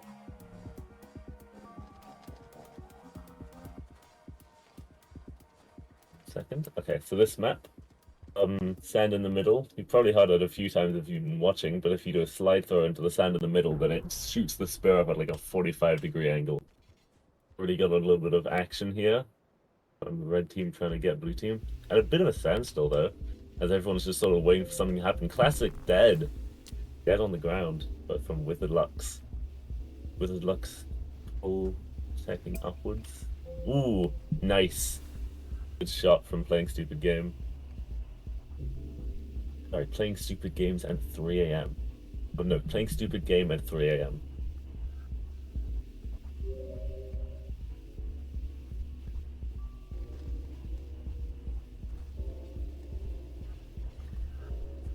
We're waiting for Classic, I believe. Oh no, Classic is the one that isn't. There's No Name that we're waiting on. This map's pretty good for Gourmand, just because of all of the flat ground. Gourmand tanking a spear hit, notably does not get Classic an extra point, because when Gourmand tanks a spear hit, it just doesn't do damage. Gourmand's also just dead due to No Name. Withered Lux trying to do a down spear, kind of a bad spot for it though, with the block in the way. I think they're just trying to shoot down the side of it though, and hoping for it to hit No Name anyways. Few down space here. No Name just trying to get upwards. Oh, nice. Oh, it's a trade. Ooh, ping issue. Ping moment. That was a good round.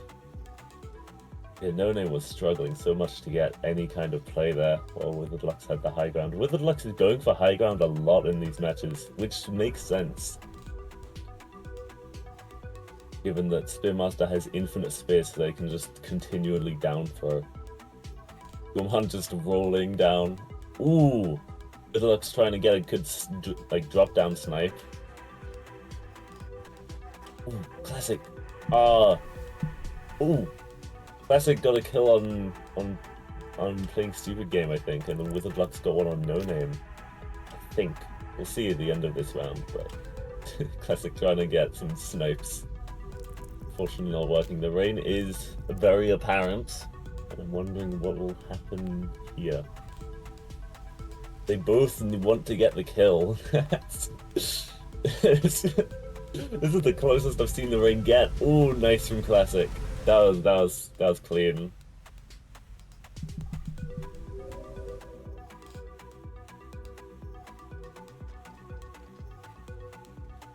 Ooh, Classic dropping down. Will No Name stay up here? No, because there's no space up there. Oh, there we go. Classic's back up here. This is a very, very nice spot because you can get some. Yep, there we go. Playing Stupid Game is dead because of the lineup that I was trying to talk about. And it seems like they're trying to get back up there. Ooh, Withered Lux trying to get the snipe, but then Classic gets it back. Or was that No Name? I I don't know. We'll see. Let's have a watch, as they say. One win. Seems like it's no name. No, it's probably classic. I don't remember who got the initial snipe. It seems like red team is in the lead currently, going out of the heavyweight round. And out of the heavyweight round, we go back into the lightweight round, which means we will have Saint, Artificer, and Rivulet available, as you see there. The red team is going both Rivulets. I can't see what the Withered Lux is going for, but we will see in a moment. Oh, there we go. We've got Saint and Artificer against 2 Rivulets. Full flavor this time around. Always fun to see.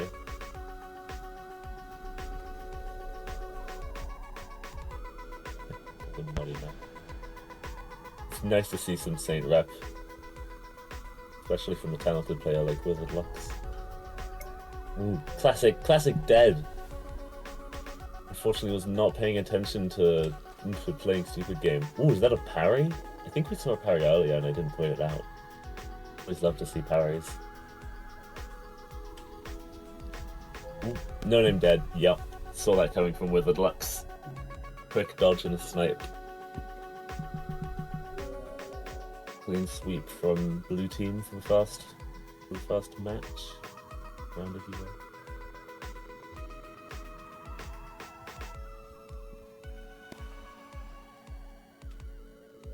The left and the right side, although playing stupid game is trying to play a stupid game. That's rude. Trying to get over. Oh, yep. Oh, dead. Yep. That is a really low kill pet. Clean win from red team. I didn't even see why Withered Lux died. I assume they got sniped from the right side of the map, which happens a lot on that map. Oh, it's the arena that kills you. Are you ready? I wonder if anyone will die in this arena. Withered Lux just saying hi to Classic up there.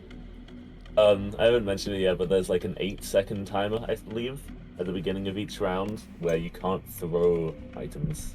Classic dead. Good job from playing stupid game. Withered Lux just kind of playing about.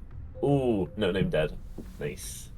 Wonder if that was playing stupid. Whether that was playing stupid game or Withered Lux. That was Withered Lux.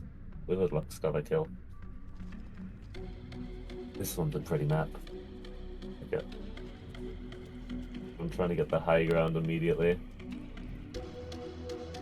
Classic kind of in some hot water here. Surrounded by blue team. Oh, and Classic's dead. Unfortunate. Messed up the pole movement. Hard to play under stress like that.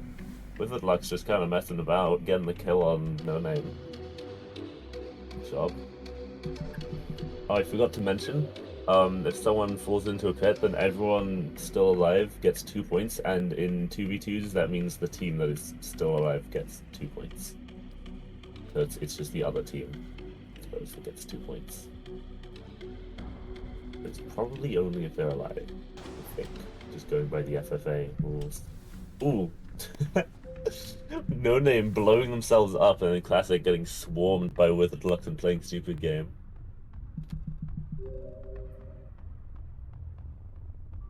Your teammate takes off all your points because you're a terrible person? I'm sure. I don't think that's true.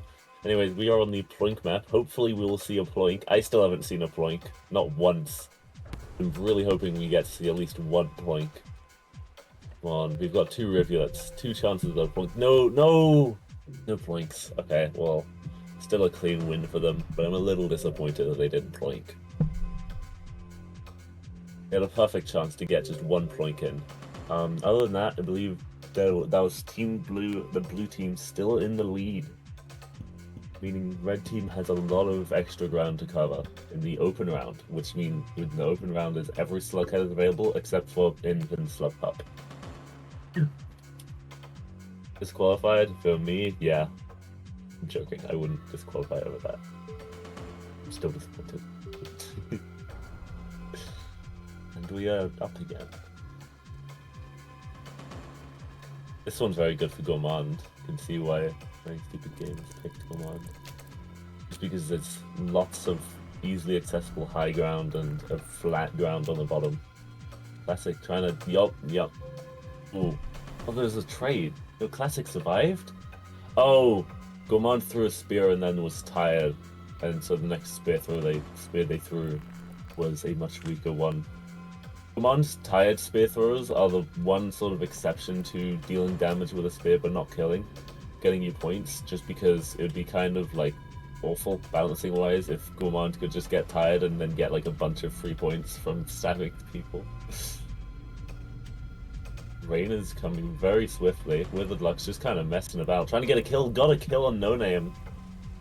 Will they try to go for another? Ooh, crazy stuff from Withered Lux. Same plays. GG's into the blue team.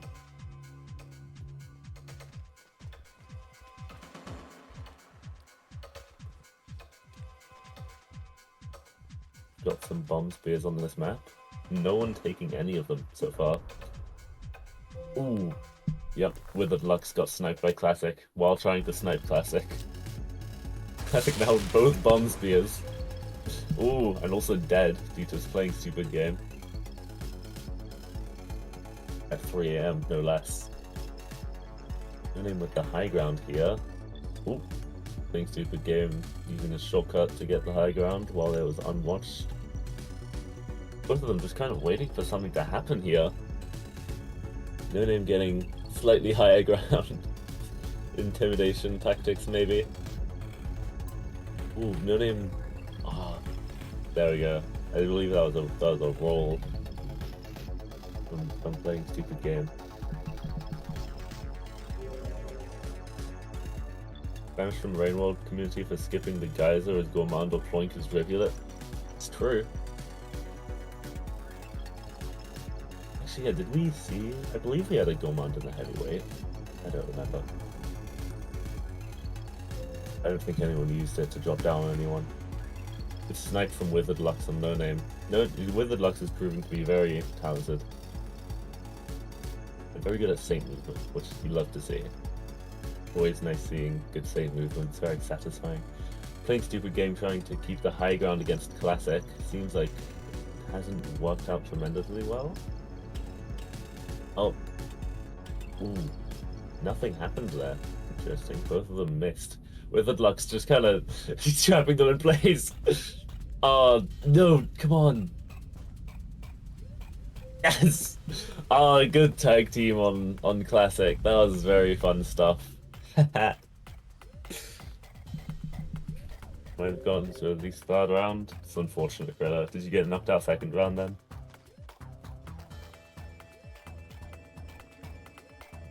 I haven't been here the whole time, and much less paying attention. I had to wake up 2.5 hours early. Withered Lux is dead off the bat. As Saints, no less.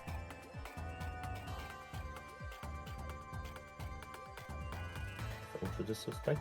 Okay. I would look at that, but I'm a little busy with something. Playing stupid game, getting Classic. I think Classic might have gotten stunned by something. I didn't quite see what. I think Stupid Game is going to have to clutch this up for their teammate who died off the pit somehow despite being Saint.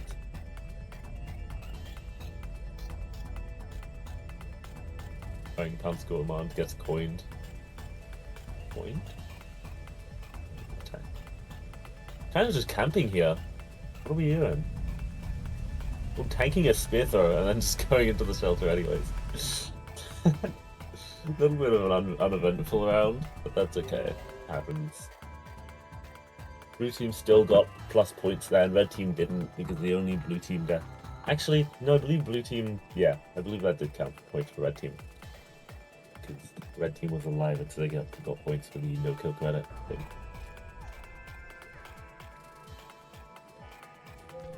Ooh. Good snipe from Withered Lux. Very good angle. You don't know, spears inherit your momentum when you throw them.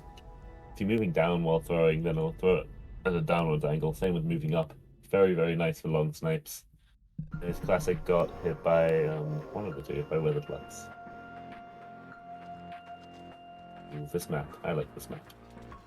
I believe this is the last map of the This is the last map of the open round. After this one, we will see final scores and then move to intermission and then to the next round. Playing stupid game, just getting exploded by the explosive spears. There's also explosive spears on this map.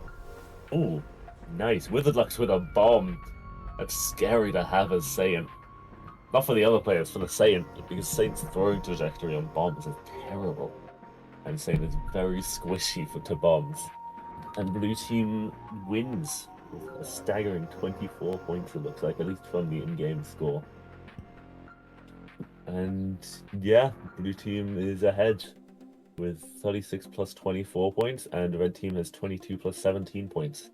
Which means Withered Lux and Playing Stupid Game will be moving on. I believe this was the semi-finals, I think. You can correct me on that, but yeah. It might be the semi-finals. I wouldn't know. I haven't been paying too much attention. Anyways, that is that round, and now we will be moving to intermission.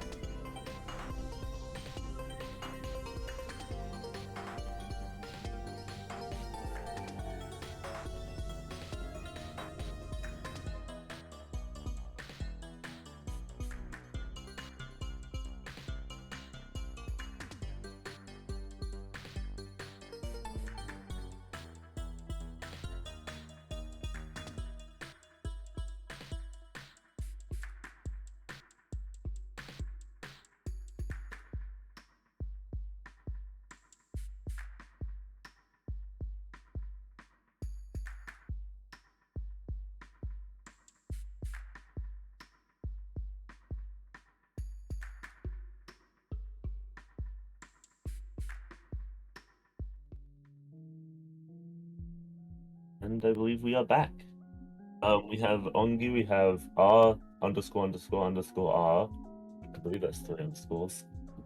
And we have Kamin, and we have Gomi.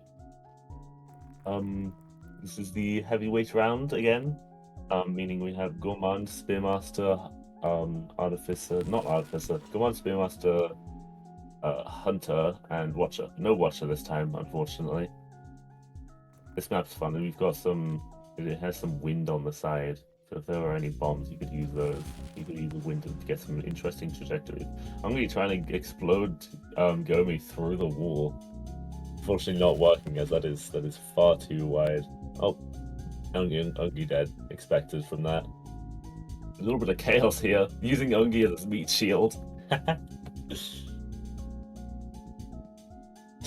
Just carrying him around.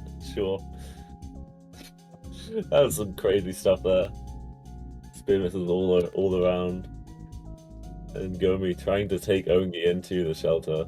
Meadow didn't seem to like that. Clean win from red team there. Yeah, love to see it. We're on the Geysers map now. This map's very fun.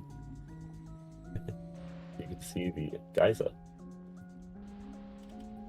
Makes sense why they call it that. Like, Kamen's dead. RR is also dead. Ooh. Ongi trying to get the down throw on Gomi. Gomi is tired, I think, but still has high ground, which is very nice to have on this map, especially as Gourmand, given, you know, how Gourmand fights.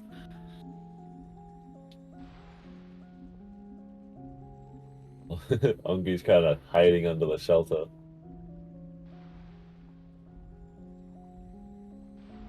Kind of at a standstill here. Both of them just waiting for an opportunity to appear. Ongi's trying to maybe CTV up. Oh, going down to the shelters now. Ah, nice. Good stuff from Gomi.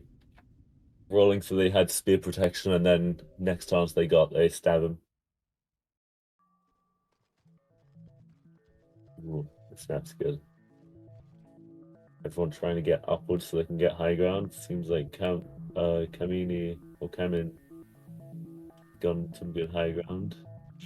Ooh, nice snipe from Kamin. And nice. Ara looking like a pincushion. Very, very quick round, honestly.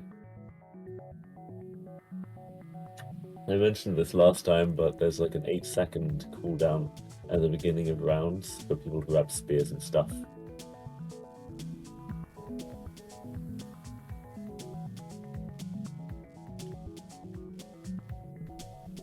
Chaos here. I think that might have been a down throw from RR. Too busy watching Ongi and Gomi. Oh, I thought that would be a trade. Ongi just like missed the timing, I suppose. Gomi with the low ground here, not desirable, and yeah, gets stabbed. Oh, wait, no, what? Oh, did Gomi tank it? I think Gomi might have hit the 15% chance to tank it. So they get to live crawling from the mud. Red team takes the win there. Impressive stuff.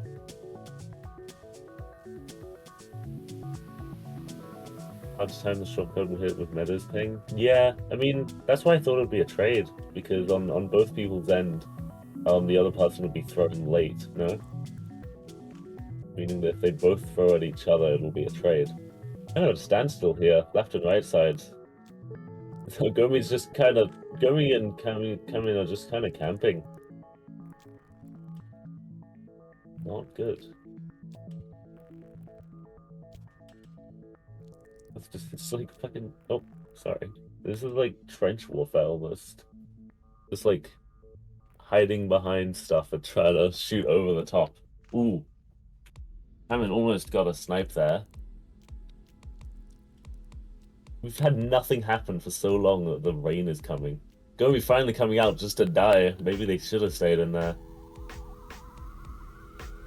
Well, ideally not. It's not very interesting to just hide. But that's okay. I believe Blue team technically won that because they got 1 kill and red team got none. Very uneventful round. That's okay though.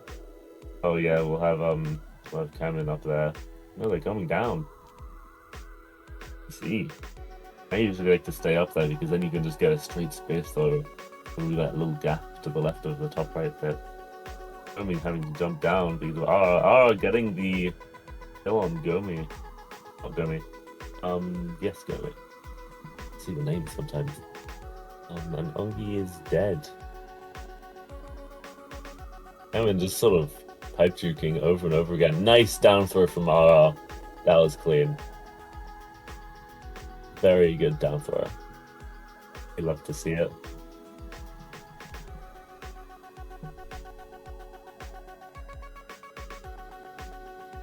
So we're now exiting the heavyweight rounds. Heavyweight class, and we're going to the lightweights, which, as you can see, there is Rivulet, Artificer, Saint, and that's just it. Rivulet, Artificer, Saint. Forgot, there's only 3. Cameron going Rivulet, Ara and Ungi going Artificer. Is Gourmand going Saint? I can't see. Gourmand is going Artificer. Okay. Gonna show on the road, I think. Lots of red ping numbers. Hate to see it, but that's okay. It'll happen in the open round, it's okay.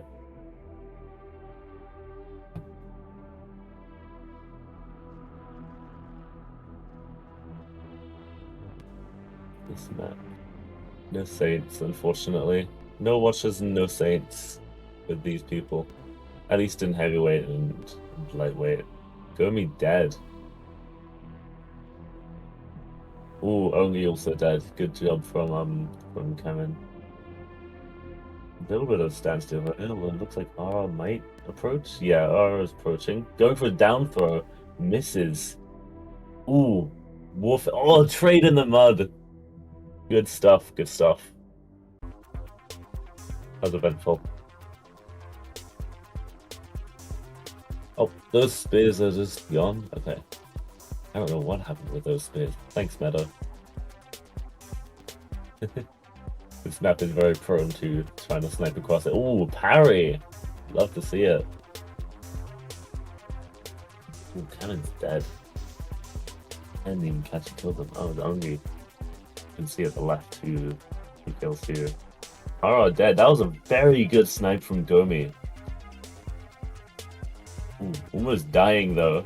Oh, nice snipe from Ongi. Taking advantage of Gourmand having to come up. Taking Cameron into the shelter. Slight disrespect maybe. But it's funny, so it's okay. Oh, we're on the arena that kills you. Maybe we'll see another kill. Another life get claimed by the arena that kills you.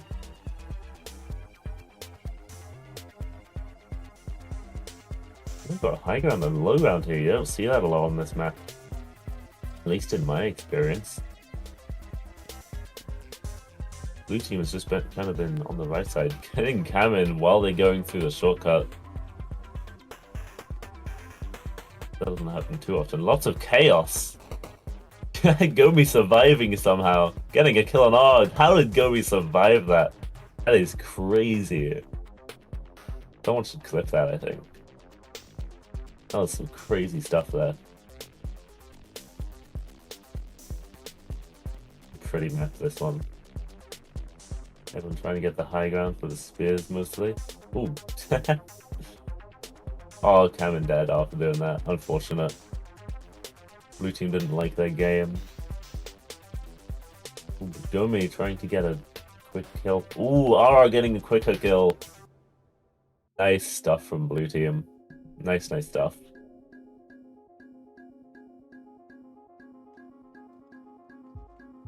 Warehouse. I know the name of this map. Unfortunately, no Saints tugging around on this map. We don't have Saint this time. Good snipe from Ara. Ara is very good at using momentum for snipes.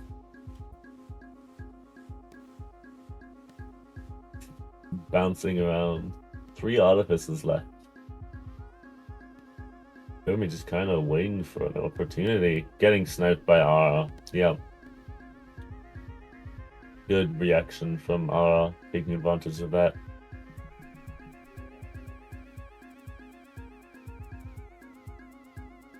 Ara is very stylish, I'm seeing. Lots of bombs this time around. We also do have a Rivulet. Hopefully we'll see a Ploink. Hoping that they Ploink. Bombs flying all around though. Rivulet in the water. Both of them in the water. The high ground, low ground here. Aaron going up for the bomb. Ah, the Rivulet's dead. No Ploink. No Ploink. Ploink mentioned, yeah, Ploink mentioned, Ploink not done. That is a win for red team though. But again, come on. I'll at least try to Ploink. That is another win for blue team. The Blues are in the lead. Anyways, now we're going to the open round, which is every slugcat so far, except for Inv and Slugpup. And that includes that that Monk is available. I mentioned it a little bit last time, but Monk doesn't actually do 1 damage on the spear throw. Monk does a little bit less, meaning that you're able to hit a spear into someone and have them not die, which gains you an extra point. Means Monk can do that to stun someone with 1 point on the stun, and then finish them off to get an extra 2 points. Meaning basically Monk gets gets 3 points per kill. Looks like we've got 3 Artificers and 1 Spearmaster on Kamen. Very good stuff. Unfortunately, we don't see Monk. We haven't seen Watcher or Saint at all, which I think is a little unfortunate. It's okay. None of my faves. Ooh, almost getting a very good snipe there. Once again, proving to be very good at those momentum shots across the map. Ooh, Gourmand trying to avoid getting hit. Sparking. Oh, got jumped by Kamen. Ooh, parry from between Ongi and Kamen, I think. Gourmand almost getting that. And Ongi is dead? No. Not dead. Rain's close. Ooh, bit of a ping at moment.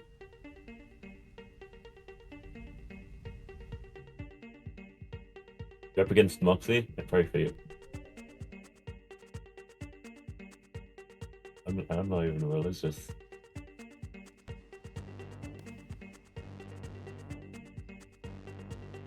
Lots of bomb spears this time around. 4 of them. Ooh, like a bullet. Oh, Hongi got blasted off of the map from the explosive spear, I think. Unless that was just another explosive spear that got bumped off, I think. Hard to tell. Anyway, that is a win for red team that round. That map's very, very interesting. A little bit awkward to move around in my experience at least. But then again, whenever I played in this, I've always been playing Saint, whenever I can. And that geometry is not that fun to play Saint. Ooh! Very clean snipe from Kamen across the entire width of the map. Looks like Ungi is gonna have to clutch up for his teammate here. Has the low ground here though. Not the best. Ooh, nice. Good timing and reaction from Gourmand. Not from Gourmand, from Ungi. Oh, that was clean. Very stylish. That was difficult too.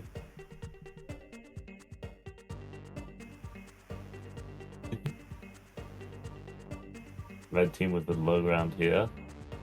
You don't like having low ground on this map, which is why they're leaving immediately while the 8-second timer is still active. Were they dead? Yeah, they're dead. Gourmand's dead.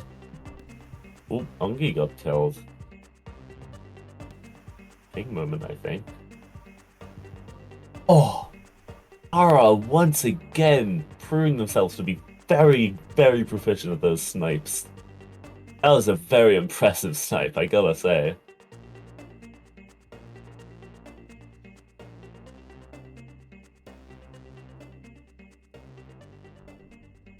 Kamen and Ara just kind of following each other. Ara getting the kill. that? Gourmand just kind of messing around. Look around, trying to get out of there. Ooh, nice from Gourmand. Maybe they can clutch up for their teammate here?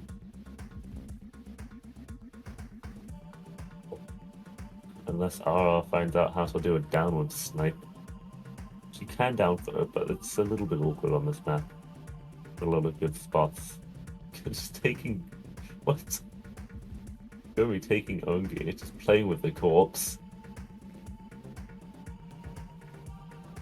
No slice on the slope? Yeah. No, bullshit, that's okay.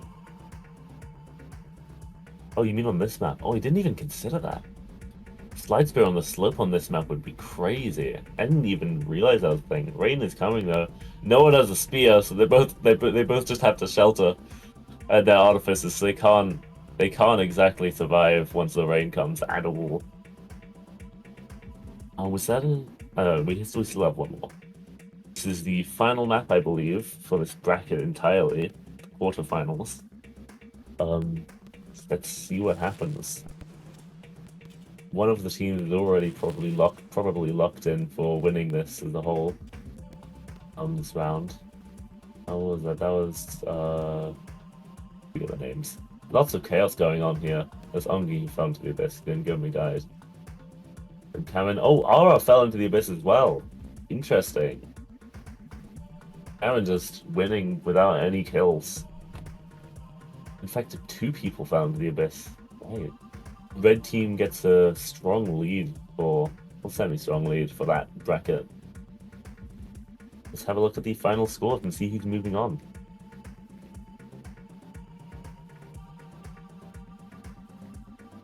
Gotcha. Okay, I'm sorry. Oh, there we go.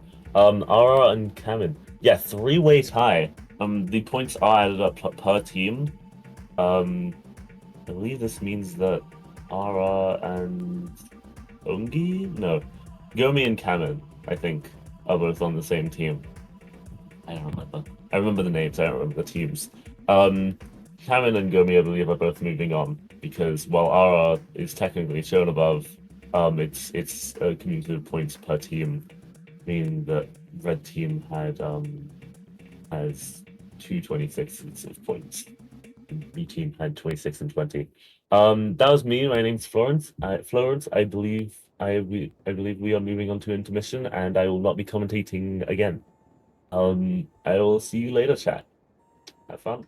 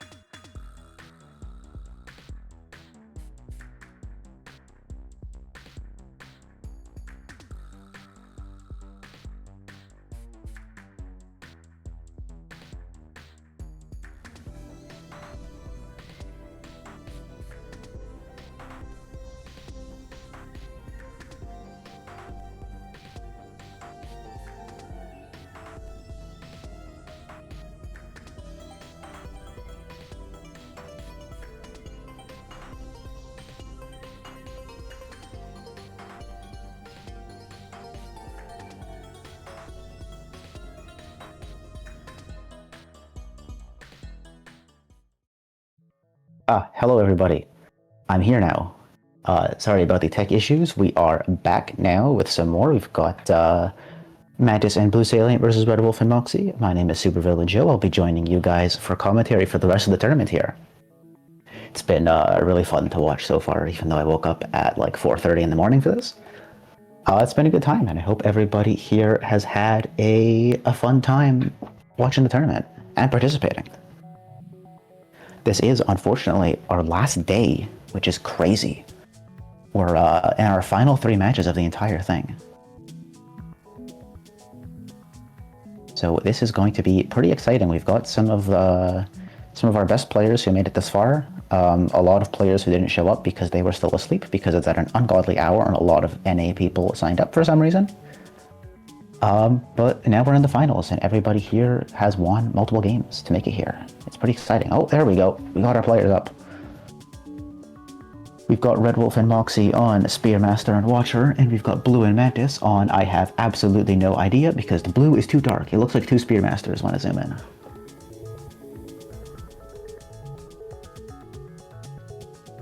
This is gonna be fun. Alright, we're already off into flats. Not a single bomb spawn on flats when I'm commentating. This is messed up. I am the #1 flats bomb enjoyer and no bomb spawned.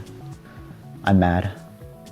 But anyways, all the spears spawned on the right side. Red Wolf and Moxie getting kind of screwed over by no spears on that side. Oh, goes for a nice down spear. Misses.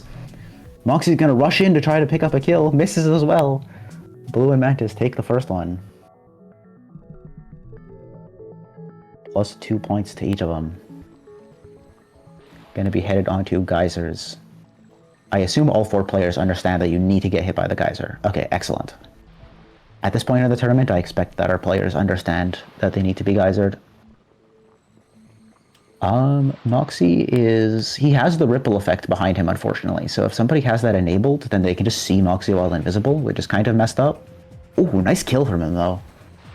Bounced right up and took down Blue on the way up. Now it's just a little 1v1 between Moxie and Mantis, see who has the worst ping. Oh, Mantis did an up spear on Moxie! Oh! Wait, that was clean. That's plus 1 extra points. He got a non-lethal hit, so the up spear knocked him down, stunned him, and he gave him a point. And then he gets the kill, so there's 3 from that kill. That was really nice. Onto Sand Fort now. Fairly chill map. Usually we see a Gourmand on this map to go rolling along the bottom, but neither player here wants a Gourmand. So we're just gonna kind of have a battle of sightlines sitting around. Rolf gonna use the little floor thing. He misses though! He tried to get him by surprise if they didn't know there was a little path in the floor there, but it didn't matter. That is tragic. Mantis is gonna go for another up spear. Nope, Moxie drops down and takes the kill. The M in Moxie stands for Dropwig. Just got a little bit of a camp off here. Both players just sitting there, don't really want to approach because whoever goes up first dies. Whoever goes down first also probably dies. So most likely just gonna wait and take the shelter. Yeah, okay. Both of them taking the shelter. Both teams just gonna take 2 points and call it a day on this map.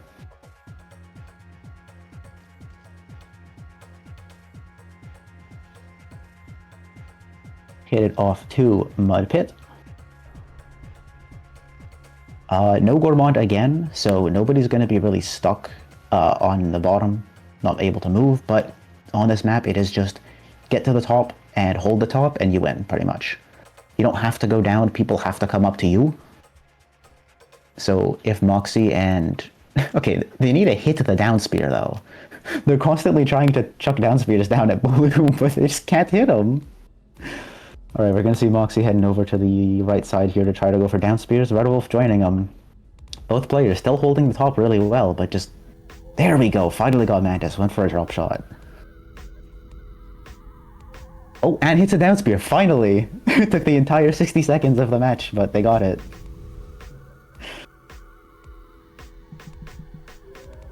Yeah, that map is really just... If you stay on the top, you can play super defensive, so...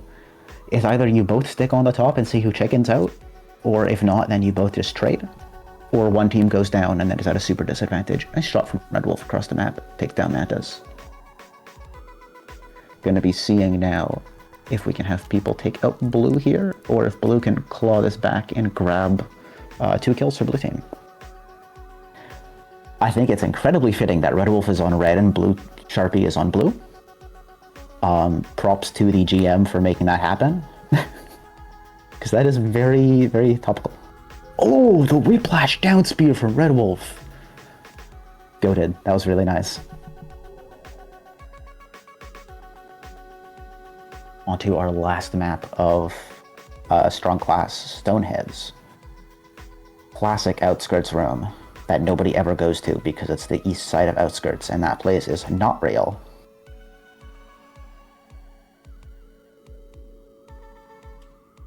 Both teams know there's a lot on the line here with this match, so we're going to be seeing a lot more safe play like this instead of just kind of running at each other.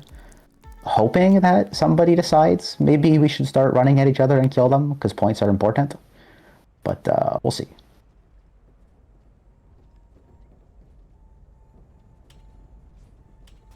Oh, Red Wolf is the first to drop. Gets taken down by Mantis. Now Moxie needs to try to claw this back. Get at least 1 point before the rain comes, because if you don't get the point before the rain, then okay, it looks like Moxie's just going to take it. Okay, we're just going to go call it a draw. Blue team gets +2, red team does not get any points this match. Just going to call it here for the end of Strong Class. Yeah, pretty much smudge. This room is only a server challenge room. 13 to 12, that one up spear making the sole difference between both teams here as we go into open. Agile.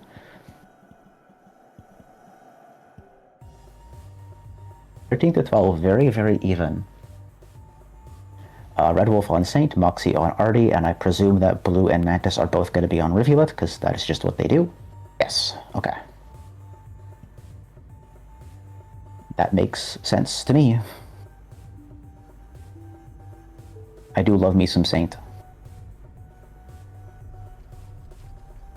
On to our first map of Agile. We'll see who can pull ahead here. I think it'll be really hype if both teams end up quite even again at the end of Agile, but we'll see what happens. I know these players are a lot more comfortable on the Agile characters. Moxie, I don't think he's as comfortable. I think he does prefer Watcher. But Red Wolf is a Saint main, and Blue and Mantis are both Rivulet mains, so it would make sense. But red team immediately taken off to a start. Gets +2 for each of them. Nice 4 points onto red.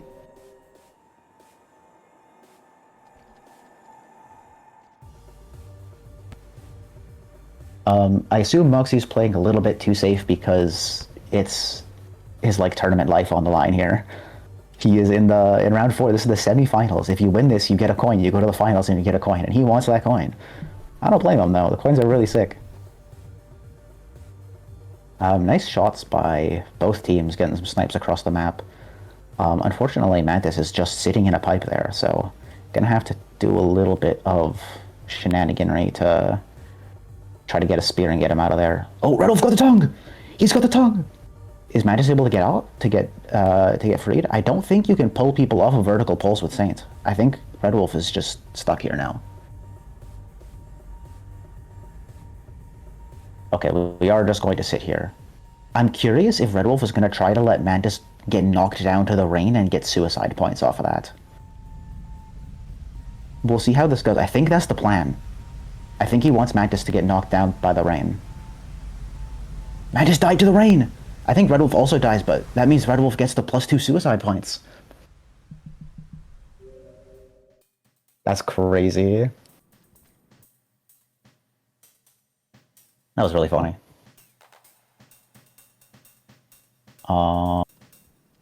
Amazing Cityscapes gameplay. Okay, we're back.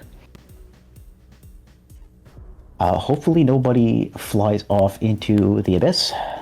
I know this map has this death pit has claimed probably the most lives out of all the death pits that people can fall into. Holy moly. Red Wolf slowly teleporting all the way down. Not entirely sure what's going on here. There's some stuff happening. People are dying. People are teleporting. Oh, ends up being a trade. Apparently 1 kill counted as a suicide? I think Red Wolf killing blue there counted as a suicide, which was a little odd. But yeah, the Cityscapes hole has a magnet in it. It's pretty insane. So many people die in that hole. Whoa, what's happening? They just like, Moxie and Red Wolf just took off. People are snapping around like crazy. This is some peak Meadow jank going on right here.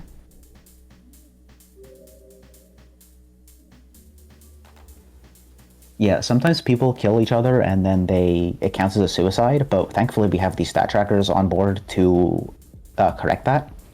A lot of the time if somebody dies and it gets misattributed, we just correct that.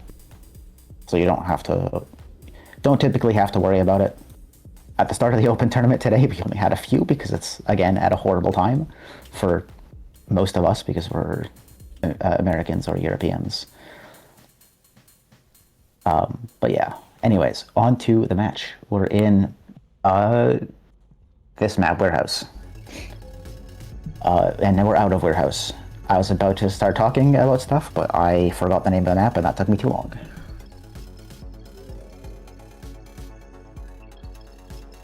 On to Fountains, our last map. There is a bomb.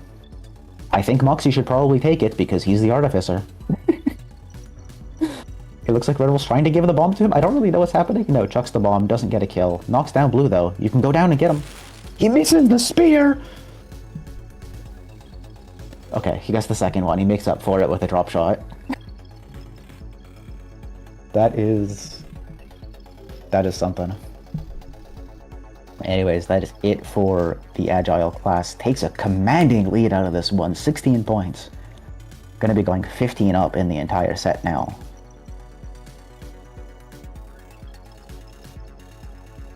So that means that Blue and Mantis need to recover 15 points and then also some, so that they can beat Moxie and Red Wolf here. We'll be going into Open. This is just going to be Agile 2, I presume. It's been really interesting. Fun fact, the stats stuff so far. NA teams, or like in the anime tournament, people tend to do Agile 2 for Open, but for EU, there's been actually a lot of Strong 2 for Open, where a lot of people are picking like Spearmaster and Hunter again. Almost full lobbies of it, in fact, for Open, which is quite interesting. So here we've got a very North America focused team, except for Moxie, who's Australian, but I do believe the rest of them are in the Americas, Canada, and US. So we've got Agile 2 because of it. Moxie takes the win here. Red team pulling ahead even more.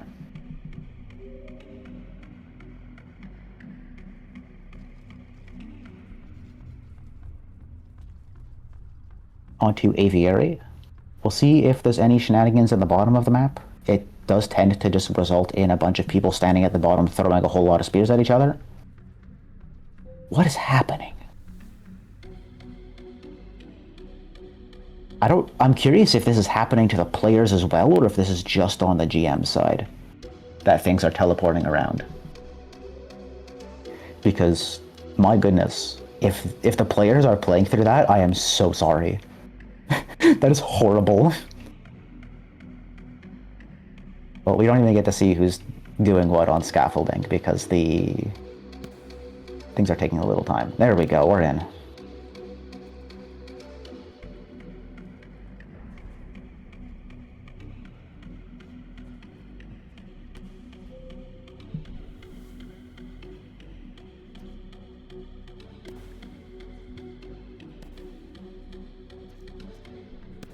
Okay, blue takes up first blood. Moxie takes second blood. Mantis takes third, and there we go. That is the round done. I don't really know what happened. There's been so much teleporting. I don't know what's been going on here, but oof. On to Sunbath.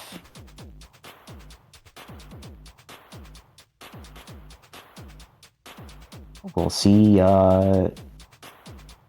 what's happening. It looks like Moxie has taken up residence in the camp pit. Red Wolf's on the top right, Blue and Mantis on the top left. Having a lag standoff, can't tell what's going on. I think by this point, with all of the buffering, we're like 10 seconds behind. Probably more. Looks like they got Red Wolf. Gonna be teleporting around. It's honestly, being Rivulet here is kind of a detriment because you're moving so fast while you're lagging that you don't even know if you're gonna go flying off the map. Yeah, I agree, Sol. The winner here is Meadow. I don't know what's happening, but this is... Holy moly.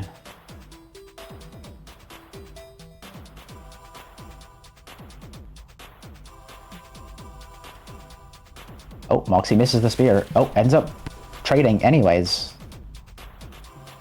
Trades with Blue there.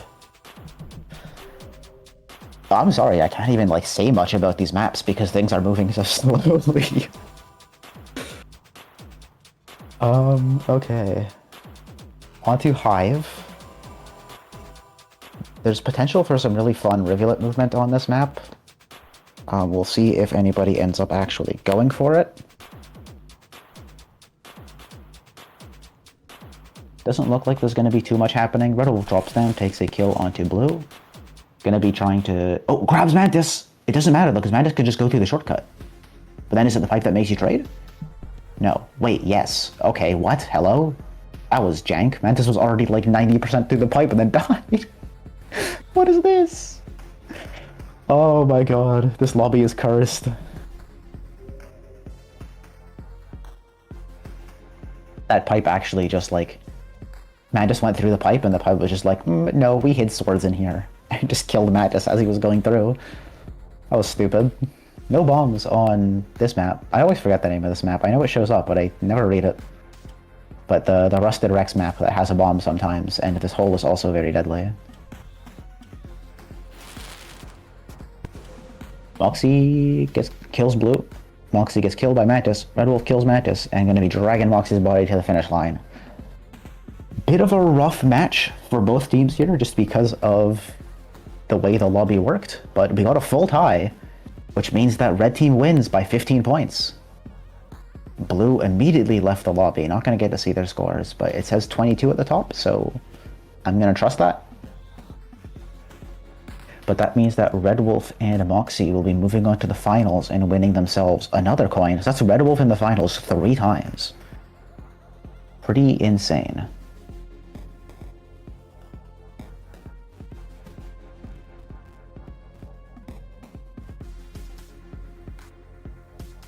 GG to them. Very unfortunate way to get kicked out of the tournament here. Apparently Blue just lagged out, has just rejoined the game because the lag was just so abysmally awful. So yeah, kind of sucks that we didn't get to see all the players at their peak skill, but they won.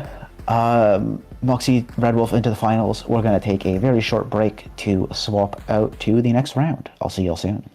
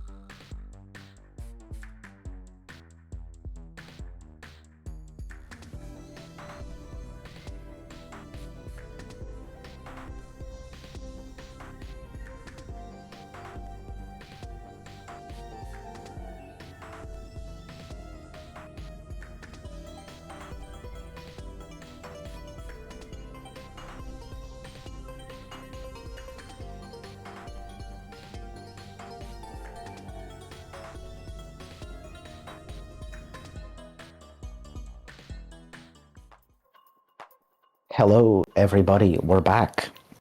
My name is Supervillain Joe. I'm back for more.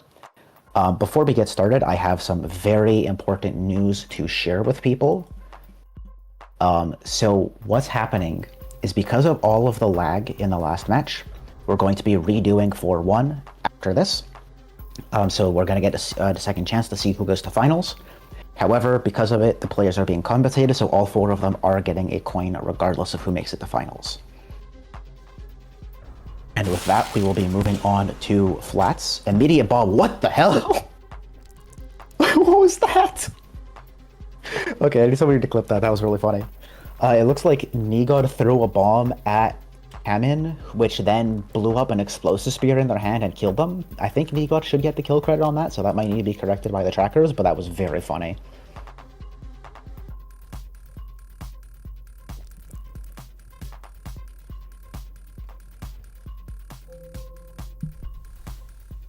Okay, so we've got Withered Lux and Nigod versus Kamen and Gomi.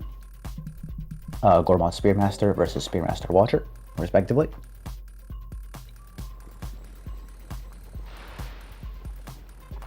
Headed on to geysers. Gomi is not going to take the geyser.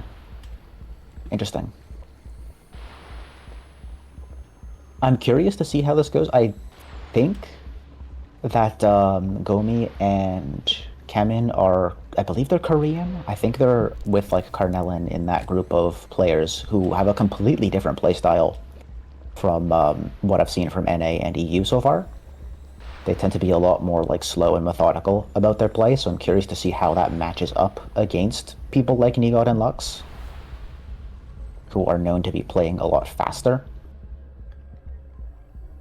Currently, Lux and Nigod have been doing pretty well, but this is only round 2, so we'll see. We'll see what happens here.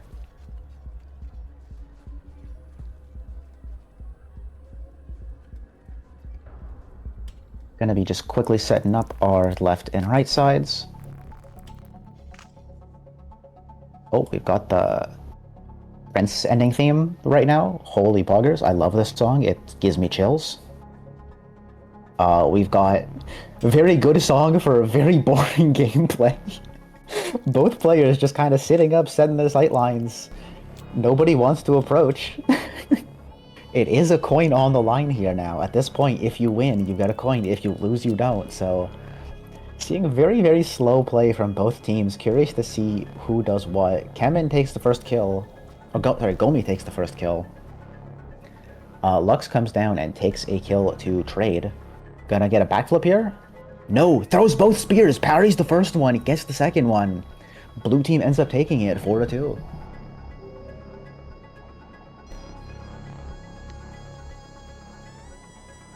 And we're headed straight onto Mud Pit. We have people dropping down immediately instead of just trying to hold the top part. We'll see if they can kill red team here. Yep, okay. So Lux got the first kill onto red, which means that now they have control of the top. So if they want, they can send a Gourmand down to try to crush, but in all honesty, you don't have to. Because with the power of sitting at the top and protecting the 2 ways up to the top, or sorry, there's 3 ways up, but none of them are safe. The 2 on the edges are a little safer. So it looks like blue team are fully aware of this and are just going to be sitting there trying to... Oh, nice timing, though! Okay, Lux, I see you. Hit the crazy timing and then failed an EI jump right afterwards. We'd love to see it. Average Rain World movement there. But that was very well played. That was some really nice timing. Got him the instant they came out of the pipe at the bottom. Hits the EI jump, makes up for it. Thank you, Lux.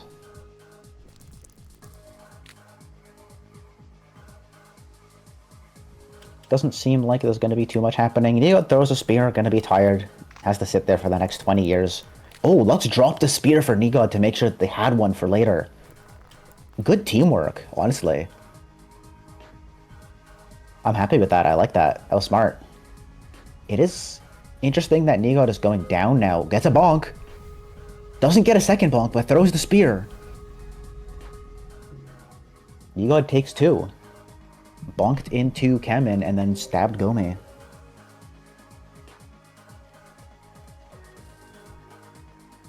It seems like both teams are doing the slow play, but once it comes down to actually running at each other at the end of the match after it's been slow, it seems like blue team are just a bit better.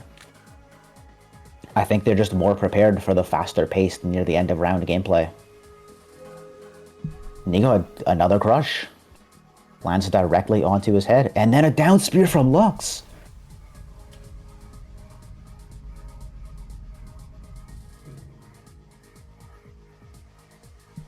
Alright, that's the end of the strong class already, so I think Lux and Nigo take it pretty handily here. Ouch! 26-2? Good lord, okay. The sheer weight of Gourmand absolutely obliterating red team. Off to an incredibly commanding lead at the start here. We've got 2 RDs, a Saint, and a Riv going into the Agile class. We'll see if red team can take it back. I know that they like these, they like Agile more. However, we'll see how that goes. Oh, instantly gets got by both teams. Lux hits a spear directly as soon as the timer ended, chucked that down and hit Gourmand in the head. And then Nigo just swoops in for that last kill.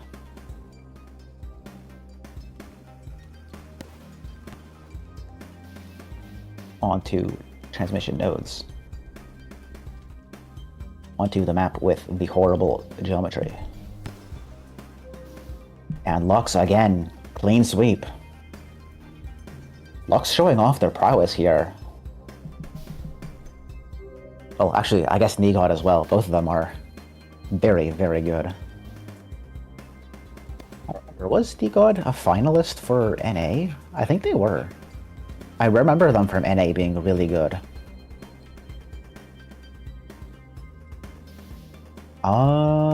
They were not. Never mind. But either way, I do remember Nigo being really good during the tournament. So once again, getting their chance to show off their skills here. Oh, Lux also doing some funky stuff. Managed to tongue below them. It's very odd when that happens, but it's quite funny. Okay, Gourmand and Nigo trade. Oh, Lux whiplashed off a ledge. You need to wait the 5 seconds till the momentum's gone. Holding an up spear. Doesn't actually do anything with it though. Gonna try to go for a spear. Misses. Kemen throws left instead of right. Rain is coming down. Are we just gonna see a tie? It looks like we're just gonna take the draw. Both teams take 2 points. That is still a positive for blue team because they're already quite in the lead, so any kind of even trade there is a net 0 swing. So blue team should be fairly happy with that anyways. Oh, Lux scares me there. Oh, down spear from Gourmand almost hit, but missed. Didn't have a spear afterwards, and then Nigo swooped in for a kill. And then Lux just nothing on the bottom for Kemen, unfortunately. Lux was the only one with spears. Just chucked one across, took him in the head. Off they go.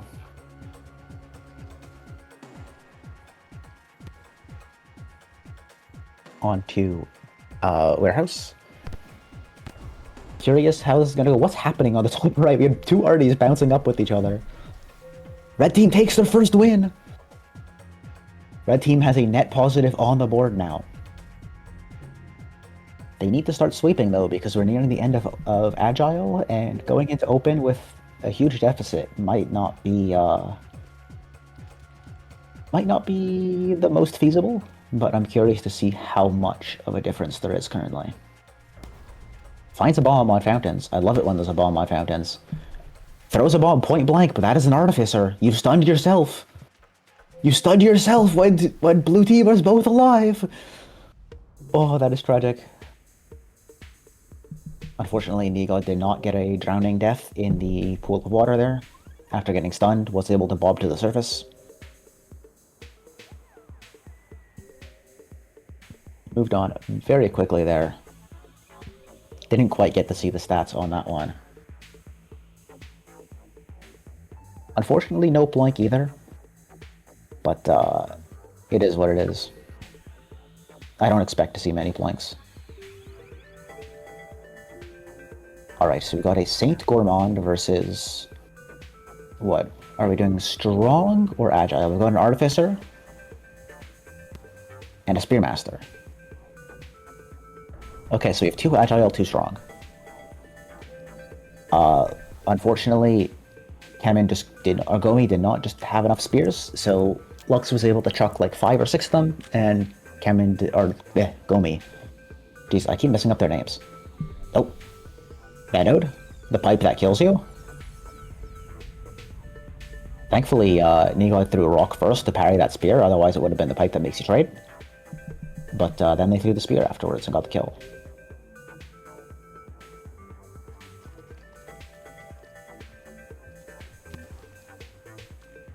On to Aviary now.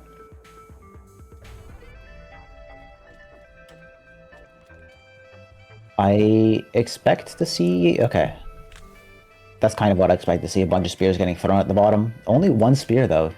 Neon very efficient, doesn't have to start chucking at people. However, Kemen can now start chucking at people. Doesn't matter. Lux comes down, gets a kill. 10 quadrillion spears there in the hole, none thrown.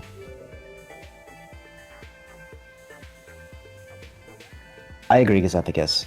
The Gorm Saint piggyback combo is funny as hell, but it is so bad, though. I would love to see it happen at least once, but like, it's so awful. It just doesn't work 90% of the time because of Meadow jank. Okay, Lux is first blood, gets killed. Oh! Okay, it looks like Kamen killed Nigod, but Nigod threw a bomb at Kamen and blew them up. Knocked them straight off, so it's gonna be another +2 in return. A team did it early and made it work? That's crazy. Was it you? Because, like, any team that does the Wrecking Ball deserves a coin for doing it, you know? But no, it's funny. It's a very funny combo, but at least from the practice rounds that we did, it was so terrible. You clipped it, Tez? Okay, amazing, thank you. I'll have to check that out later, because that is very funny. We're on to Hive now. End of our open class. I do believe that blue team is taking this win. I'm not sure if red can get enough points to come back here after that initial round. But we'll see what they can do. Maybe they can claw back some of it. Pad out their stats a little bit more before the end.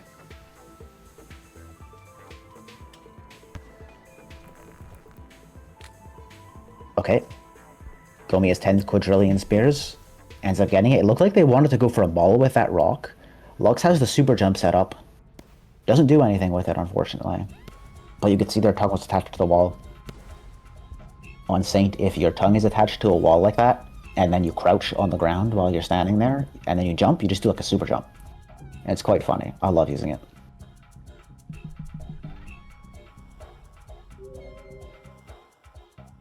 I did see the eating as arty yesterday during the free-for-all. I think it happened twice. I think Holliff did it both times. There are 2 bombs. One of them's on the bottom left. It just fell immediately. Lux allegedly hit the ground too hard. Gomi throwing 1,000,000 bombs. None of them hit. Whole bunch of explosions happening. Saint throws a bomb. Doesn't do anything. Doesn't have a spear. Okay, got the spear. Got the kill. We'll see now. Will Lux or Gomi take this last one?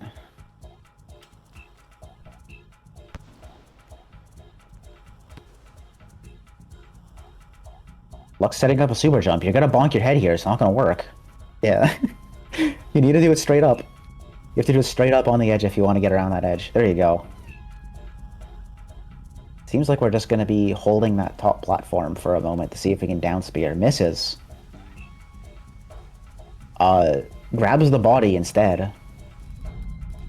It would probably be in blue team's best interest to just shelter here, not give the points, but... Oh, ends up getting the kill for Gomi, though. +2. And with that, we're done. is the end of the open class for round 4-2. Blue team wins this, so blue team has handily won the game here.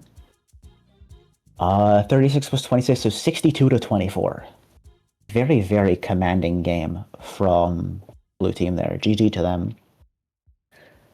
Unfortunately, red does not move on there, so I believe that is the last of the Korean teams eliminated. They made it very far, which is good. That's been cool. It was nice seeing like a completely different kind of playstyle. And yeah, so with that, we're headed back to 4-1. As a reminder, we're going to be rerunning that because of the lag. So I will see you in a minute when we do that.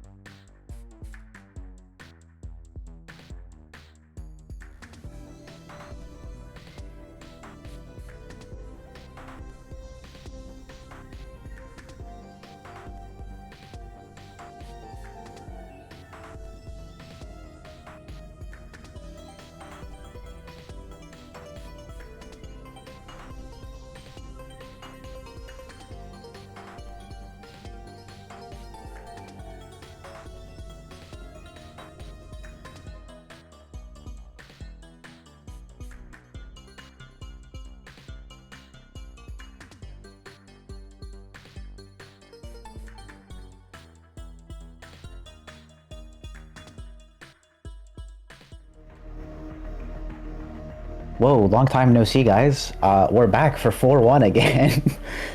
Blue and Mantis versus Moxie and Red Wolf. We're back. Got a little bit of circling going on by our GM, a little bit of infinity symbols, having a little fun while waiting. We've seen this match before. This time we're going to be seeing it without 10 quadrillion milliseconds of lag and people teleporting all over the place, hopefully. But once again, Red Wolf Moxie spawning on the left side with absolutely nothing available to them. Flats, why do you do this? Oh! Oh, Moxie! Oh my god, that was crazy! He jumped over to the right to steal a bomb from them before they could get to it using the Watcher Gumping, and then blew them both up. That was crazy!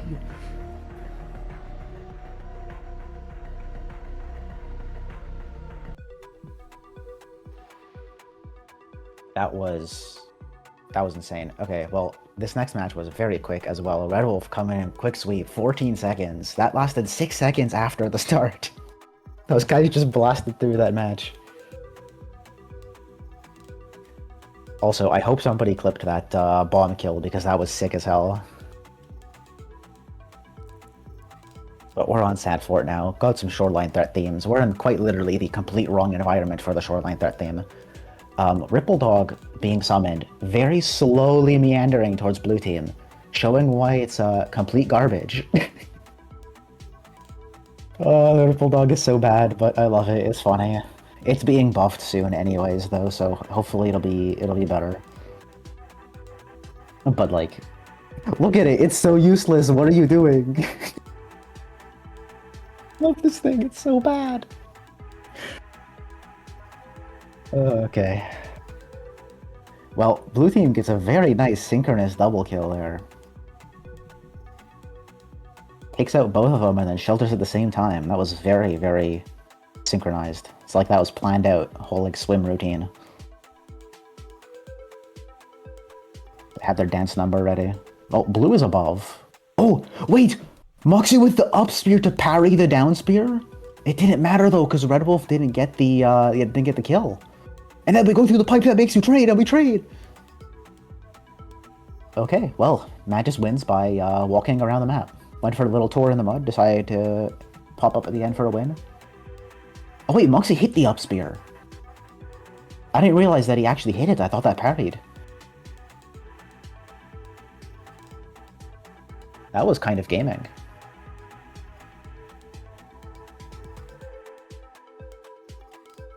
Let's see who takes us on platforms. This map is so overrated. I know people love this map, but like, I don't. Oh! Blue Meadow jank, holy moly. Threw 2 spears, one of them parried, the other one hit, and then the parried one just decided, nah, actually, I want to hit. So he parried, killed, and then killed another one with an explosive spear. The Ripple Spawn does kill you, but you need to stand in it for like the entire time that it's summoned for it to kill you. It's so egregiously slow that you have to actively try to die to it. It's pretty sad. Alright, very quick scuffle here at the bottom. Blue ends up coming out on top. Both the team and the player. Gonna be finishing off our strong class here. I think it was fairly even between them for this. Blue team actually in the lead, 16-13.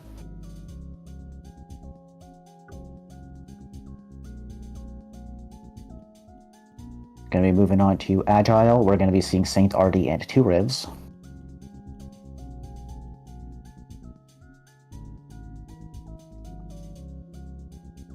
Gonna be heading off immediately. Should be fairly simple to get things set up. Everybody already knows what they're playing. Headed on to Meyer.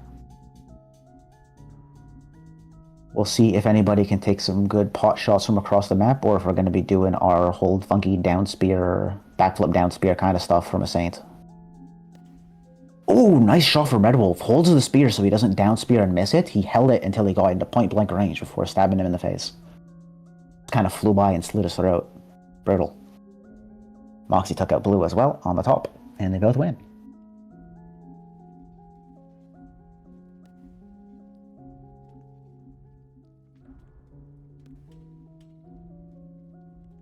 onto this map. We'll see if Red Wolf can manage to do another funky tongue thing with the rain at the bottom, because that was really funny last time. No, ends up just getting a double kill. Wow, so lame, killing both enemy players. Can't believe this. Well played. That's a +4.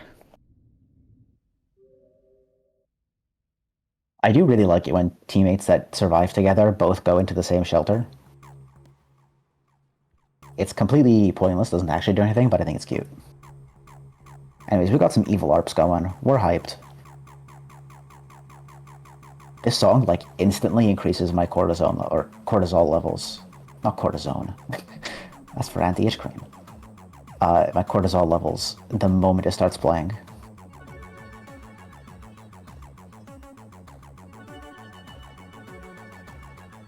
Let's see who ends up taking this one. We've got a little bit of a scuffle. Going through the pipe that makes you trade, but Red Wolf ends up moving away first so that he doesn't end up trading because he did not have a spear.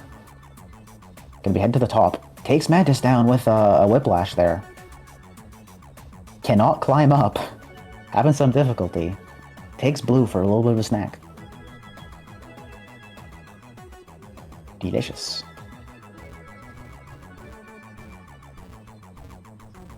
What do I think about enabling friendly fire? I think it would be funny to, like, stop people from, like, lining up and just shooting a bunch of spears, but I think with Meadow jank, it just wouldn't work. The code for it would have to be, like, other than netcode kind of stuff would have to be majorly improved, because I could see a whole lot of random Meadow jank causing friendly fire to kill somebody from nowhere near them. Well, anyways, Red Wolf takes another 2. He's locked in on this Saint.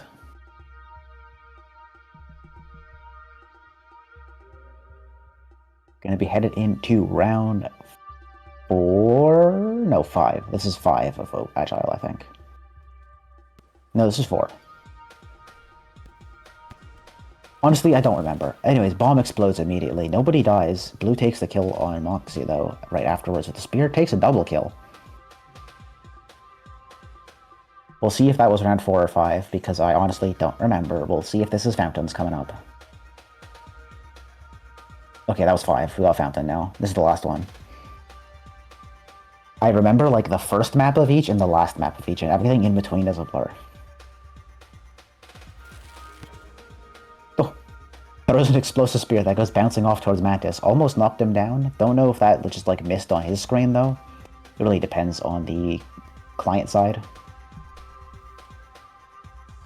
Moxie gets a kill. It's 1-1 now. Let's see who gets the second one. Blue takes the second one. Are we gonna get a plank for good measure at the end? No, no plank at the end.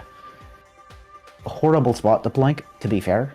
But, like, you won and you're a Rivulet. Come on now. Anyways, a red team takes this one. I believe now it's fairly even, actually. I think red team is now 3 points ahead, if I'm calculating correctly. I believe they were 5 points behind, and then they ended up 8 points ahead out of that one, so they should be 3 points ahead now.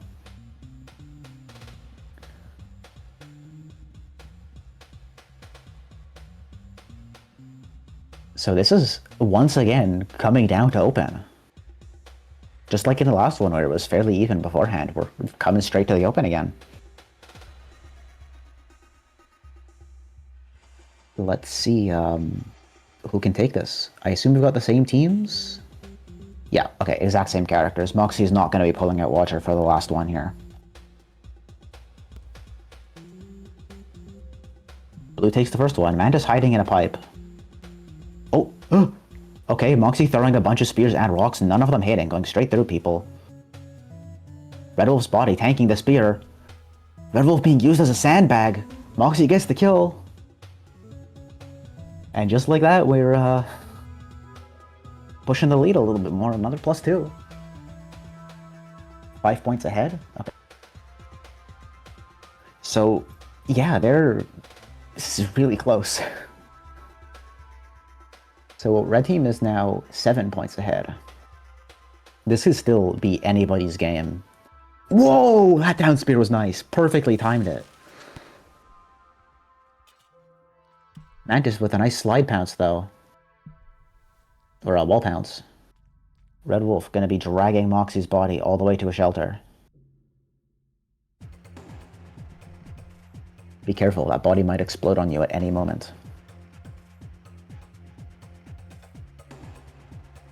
Metropolis Day threat theme, gonna be powering up Artificer right here. Rivulets are more powerful when they have water music, like Coral Caves, Shoreline, but now we've got Metropolis, so Artificer's gonna be a little bit powered up here. We'll see if Moxie can make use of this advantage. No! Ends up taking a death. The music buff was simply not enough. There's one spear left on this map. Red Wolf needs to try to just either stall it out and take the tie, or go for a rock, potentially. The rock is still there. I don't think the rock fell off on the left side. Otherwise, he just needs to go for a tongue. Okay, yeah, and Mantis can just kind of not let him. I don't think Red Wolf wins this, because Red Wolf is under the rain, so that's going to kill him. I think they just take the tie. Blue needs to shelter, though. Otherwise, it's going to get points. Blue can't shelter! He took too long! He went for a rock! His greed sickens me and knows no bounds. Ends up getting... He goes for the rock like a greedy little boy. He saw a shiny, picked up the rock, and then got by the rain. That gives 2 points to Red Wolf because he's technically alive in the shelter. I don't remember if we ruled against that not giving points or not, so the stat trackers might have to update that with the points depending on how that gets ruled. But that is really funny.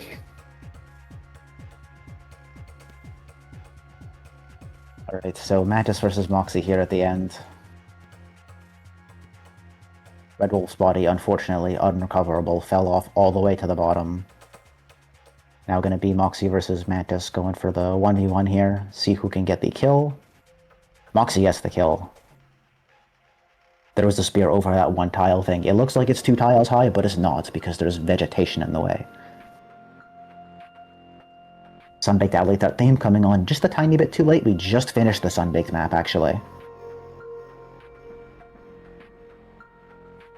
Speedrunners tend to hear this one a lot because of the centipede right at the start of every Watcher run. Though I don't think... I know Moxie's a Watcher speedrunner. But I don't think any of the other ones have done Watcher. But I'm sure this threat theme would instill fear in Moxie's heart to listen to.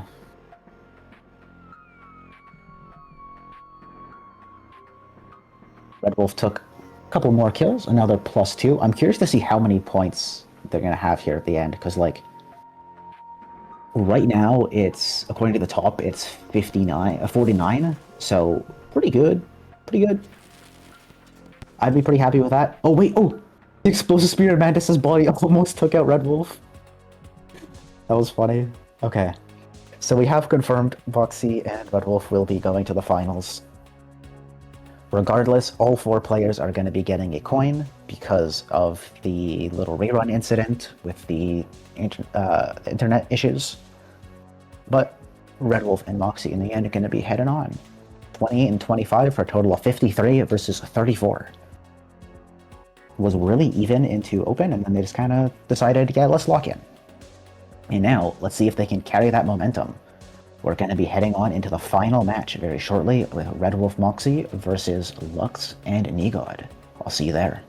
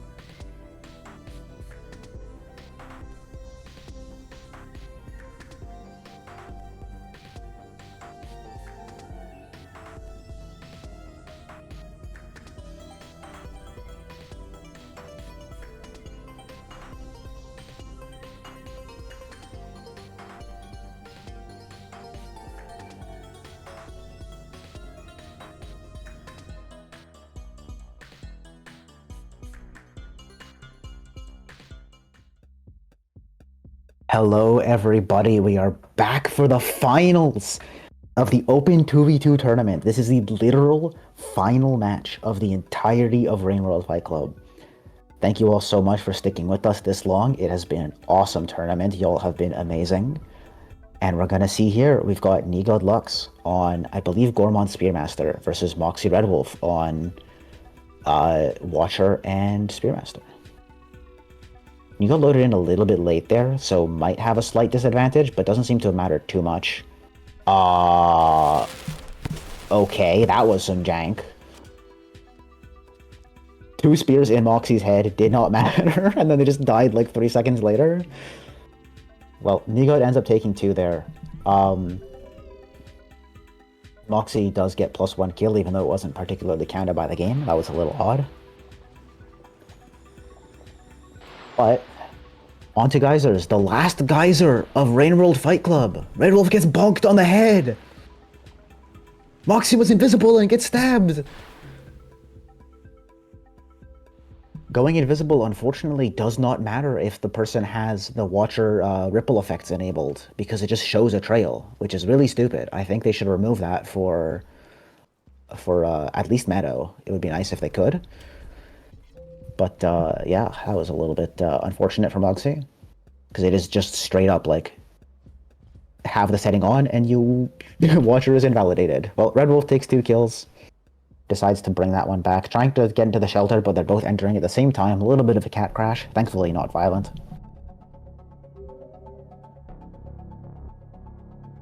It's not enabling seeing other people's Watcher effect. It's if you have in your settings in the Watcher, like when you're playing it, there's a ripple trail thing that follows you in the campaign.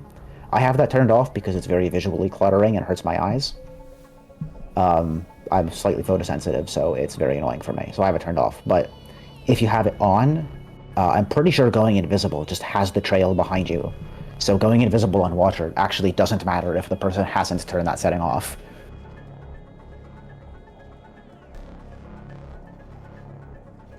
Other players can't see it? That's interesting, because I've seen it. Like, I've had people see it when I go invisible on Watcher. Moxie spawning a dog! We've got a dog cameo in the final! It's a 3v2! It's not fair! I can't believe Moxie is calling in friends. Summoning another dog. But to be fair, no matter how many dogs he summons, it's not going to change anything, because it doesn't do anything. But it's funny, I love watching the big ripple amoeba go chasing after people so slowly.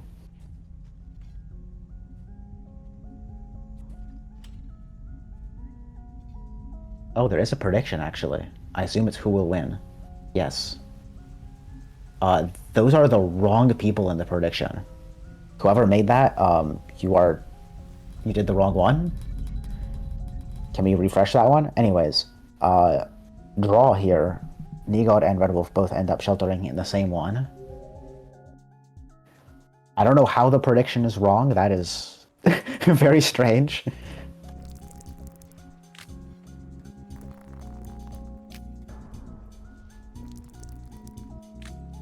But anyways,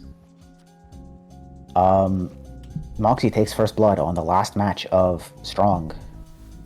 Lux takes the second kill. It's a 1v1 at the end of Strong, and spear parry in the air. Red Wolf gonna be making some spears while Lux tries to catch up or climb up. Oh, just barely goes over the ledge and throws the spear. Gonna be bringing Moxie with him. And guys, I don't mean to alarm you, but that was the last Strong match of Fight Club. That was the last time we've seen Stoneheads. We're moving on to our final Agile round.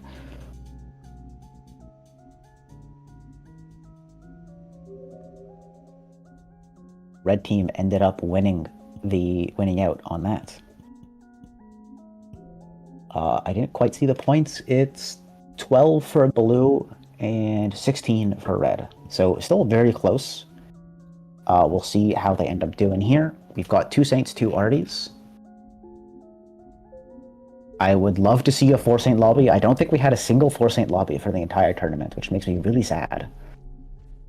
But 2 Saints in the finals, I'm cool with that. As long as there's Saint. Best character, not biased. But we're on Meyer here. We'll see if we can do some shenanigans with Saint swinging around. RD down spears also tend to happen a lot. Oh, Red Wolf gone flying there. Moxie wins out the RD duel. Who's going to win the Saint duel? If it's even going to be a Saint duel. It is going to be a Saint duel. Lux takes down Moxie. Stormy Coast threat theme obliterating my eardrums. Comes in really strong. Oh, Red Wolf got a crazy shot across the map. Okay, Red Wolf, I don't know if you can bring the body with you at this point. Okay, he's got it. Took a little bit. Too many spears in the mud. Can't see any of them, so he's just kind of picking up and chucking them over and over again.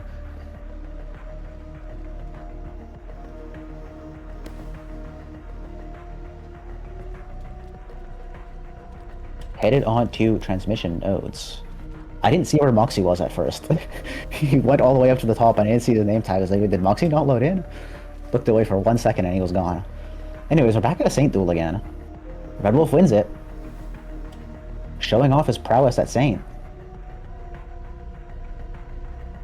All of our players here in the finals are really, really good. And all of them are winning a coin as well, which is very cool. This right now is just a fight for glory. We'll see who gets the tournament winner role on the Discord server.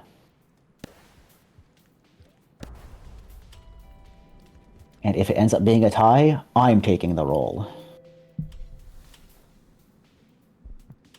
Oh. Sliding the body right off the edge. Red Wolf takes another kill. Last time seeing English cityscapes. Nobody fell down the hole. Impressive. They ignored the hole magnet. The only person who fell down was already a dead body. And dead people are not very good at resisting the magnetic attraction of death pits. Moxie gets taken down right away.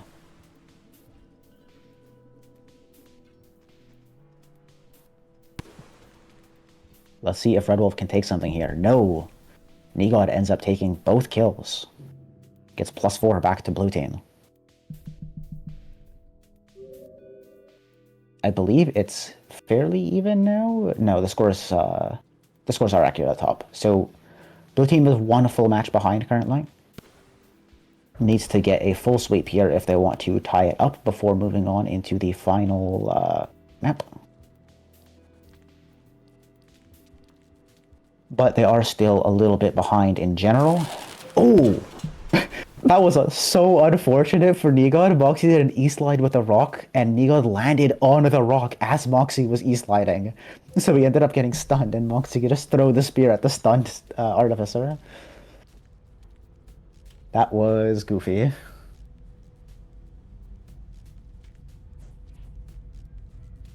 Let's see who takes this here. Saint bouncing around on the top, but doesn't have a spear. Moxie handing him a spear, though. Doesn't matter. Drops down, picks up another one, gives him a stab in the head. Lux is dead. Red team takes the next one.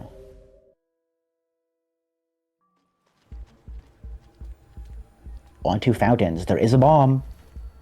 This is our last visit of Fountains. Not a single Rivulet, so no chance for a Plank. Moxie immediately dead to Lux. The bomb disappeared? I don't know where the bomb went, I'm going to be honest. It might have fallen into the water. He might have dropped the bomb. But anyways, blue team takes both. Finishing up the open class. Goodbye open category, or not open, goodbye agile category. Red team still ahead. I do believe they are now like, what, 8 points ahead, something like that? So got a bit of a lead going into the open category. But it's still anybody's game. I'd love to see the hills if possible. No, okay, we're going right away. Let's see how this one goes. We're at the final 6 maps of Rain World Fight Club.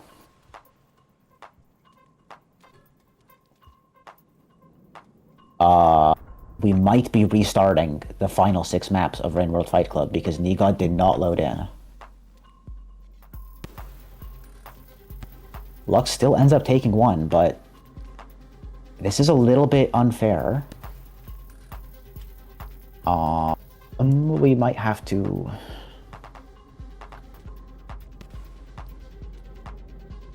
might have to restart the open category. Yeah, it looks like we're gonna be... Oh, doesn't even give him a time. Is Nigod gonna join in? No. Okay, we're gonna exit. And we're gonna try that again. Might need Nigod to leave and rejoin the lobby just to be sure. You never know with Meadow, sometimes things just don't work. Of course, in the grand finals, things are breaking. Does Nigod load in? Nigod loaded in. Okay, we've got our Gourmand in.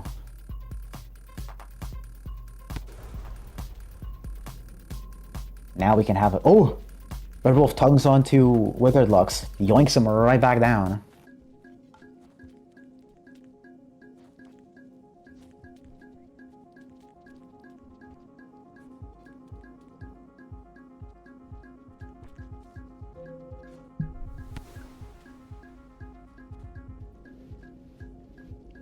Moxie ends up getting the first kill onto Lux. We're gonna see if Gourmand can do some funky stuff here. If given the opportunity, Gourmand could technically eat Lux's corpse here, and then spit up something. Could potentially spit up like a bomb, which would be really funny. However, that means you have to stand there for a while, and it's not technically viable. And also, you're more likely or not to spit up just like a Batnip. It's like a 30% chance for Batnip, which would be quite funny.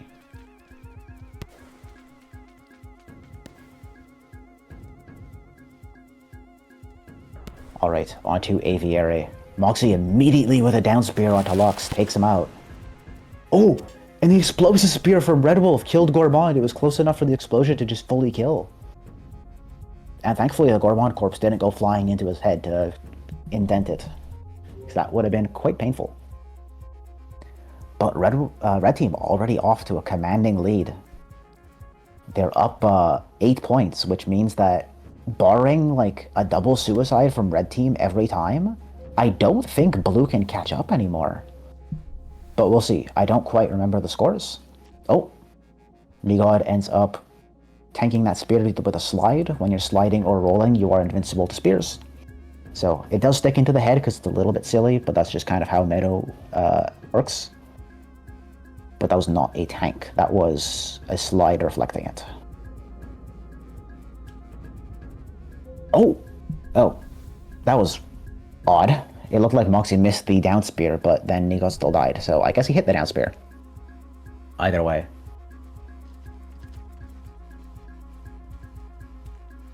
We are off onto Sunbath.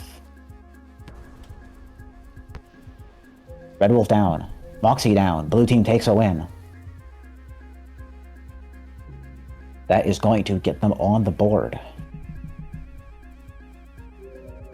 Will it be enough? I don't really know. I don't think it will. We're on to Hive now. Say goodbye to Hive. No more spear pits. I love the Saints bouncing next to each other at the top there.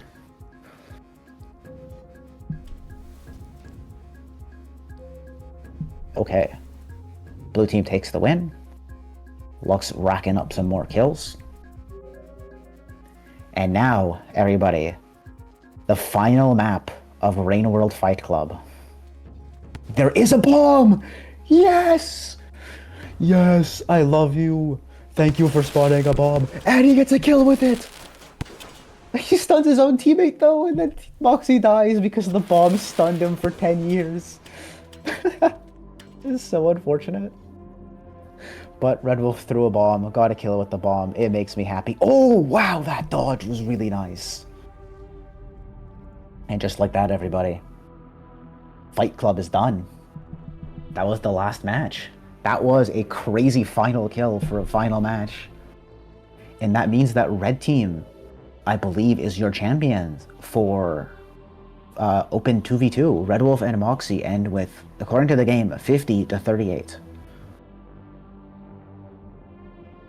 We are just going to have a quick check of stat trackers just to make sure that things work, but I do believe that even with corrections, nothing would change. So congratulations, huge congratulations to both teams here for making it to the finals in the first place. Both of them win a coin.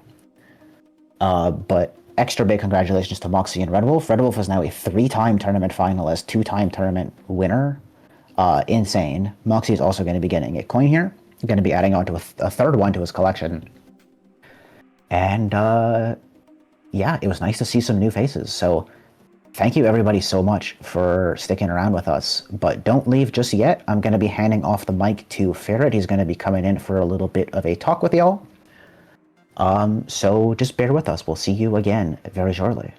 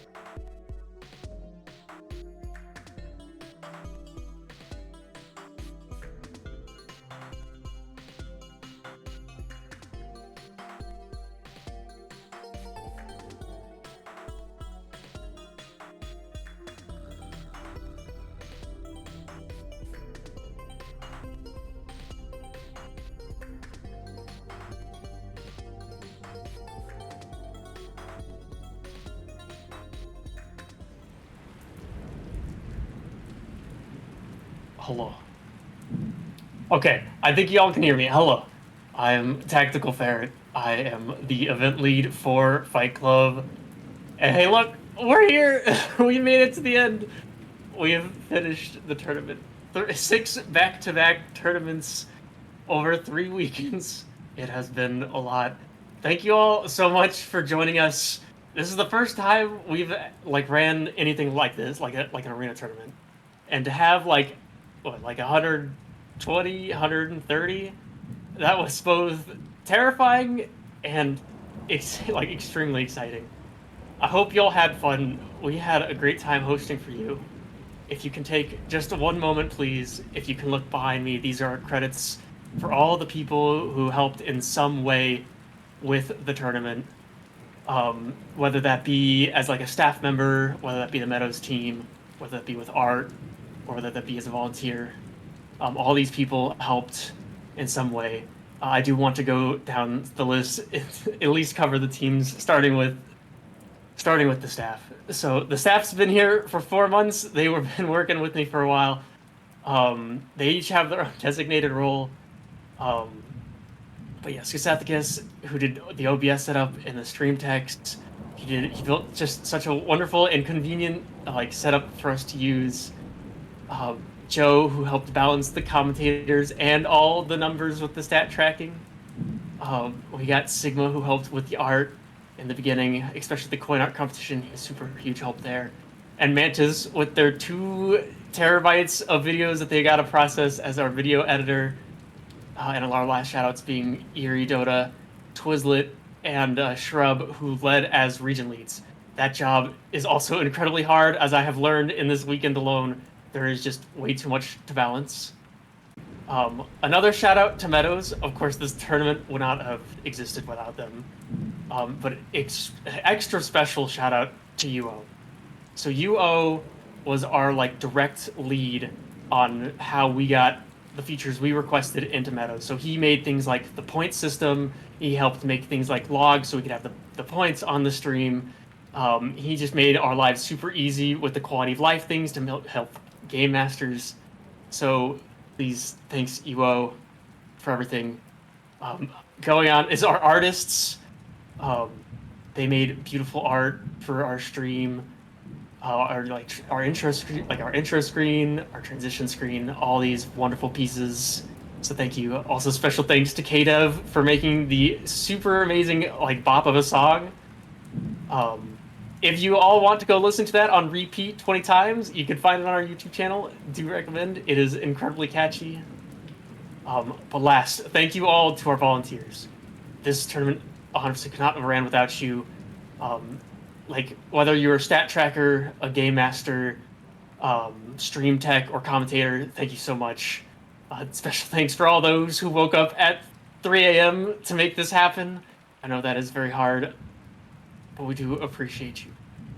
But yes, thank you all so much for joining. This has been a wonderful month, and I'm so glad you all could join us in this tournament. Rain World Speedrunning events. We do have more events on the way. Currently, right now, we have Cyrillus, Archipelago, and then soon we will have another one right after that as well. So keep your eyes peeled. Do join us.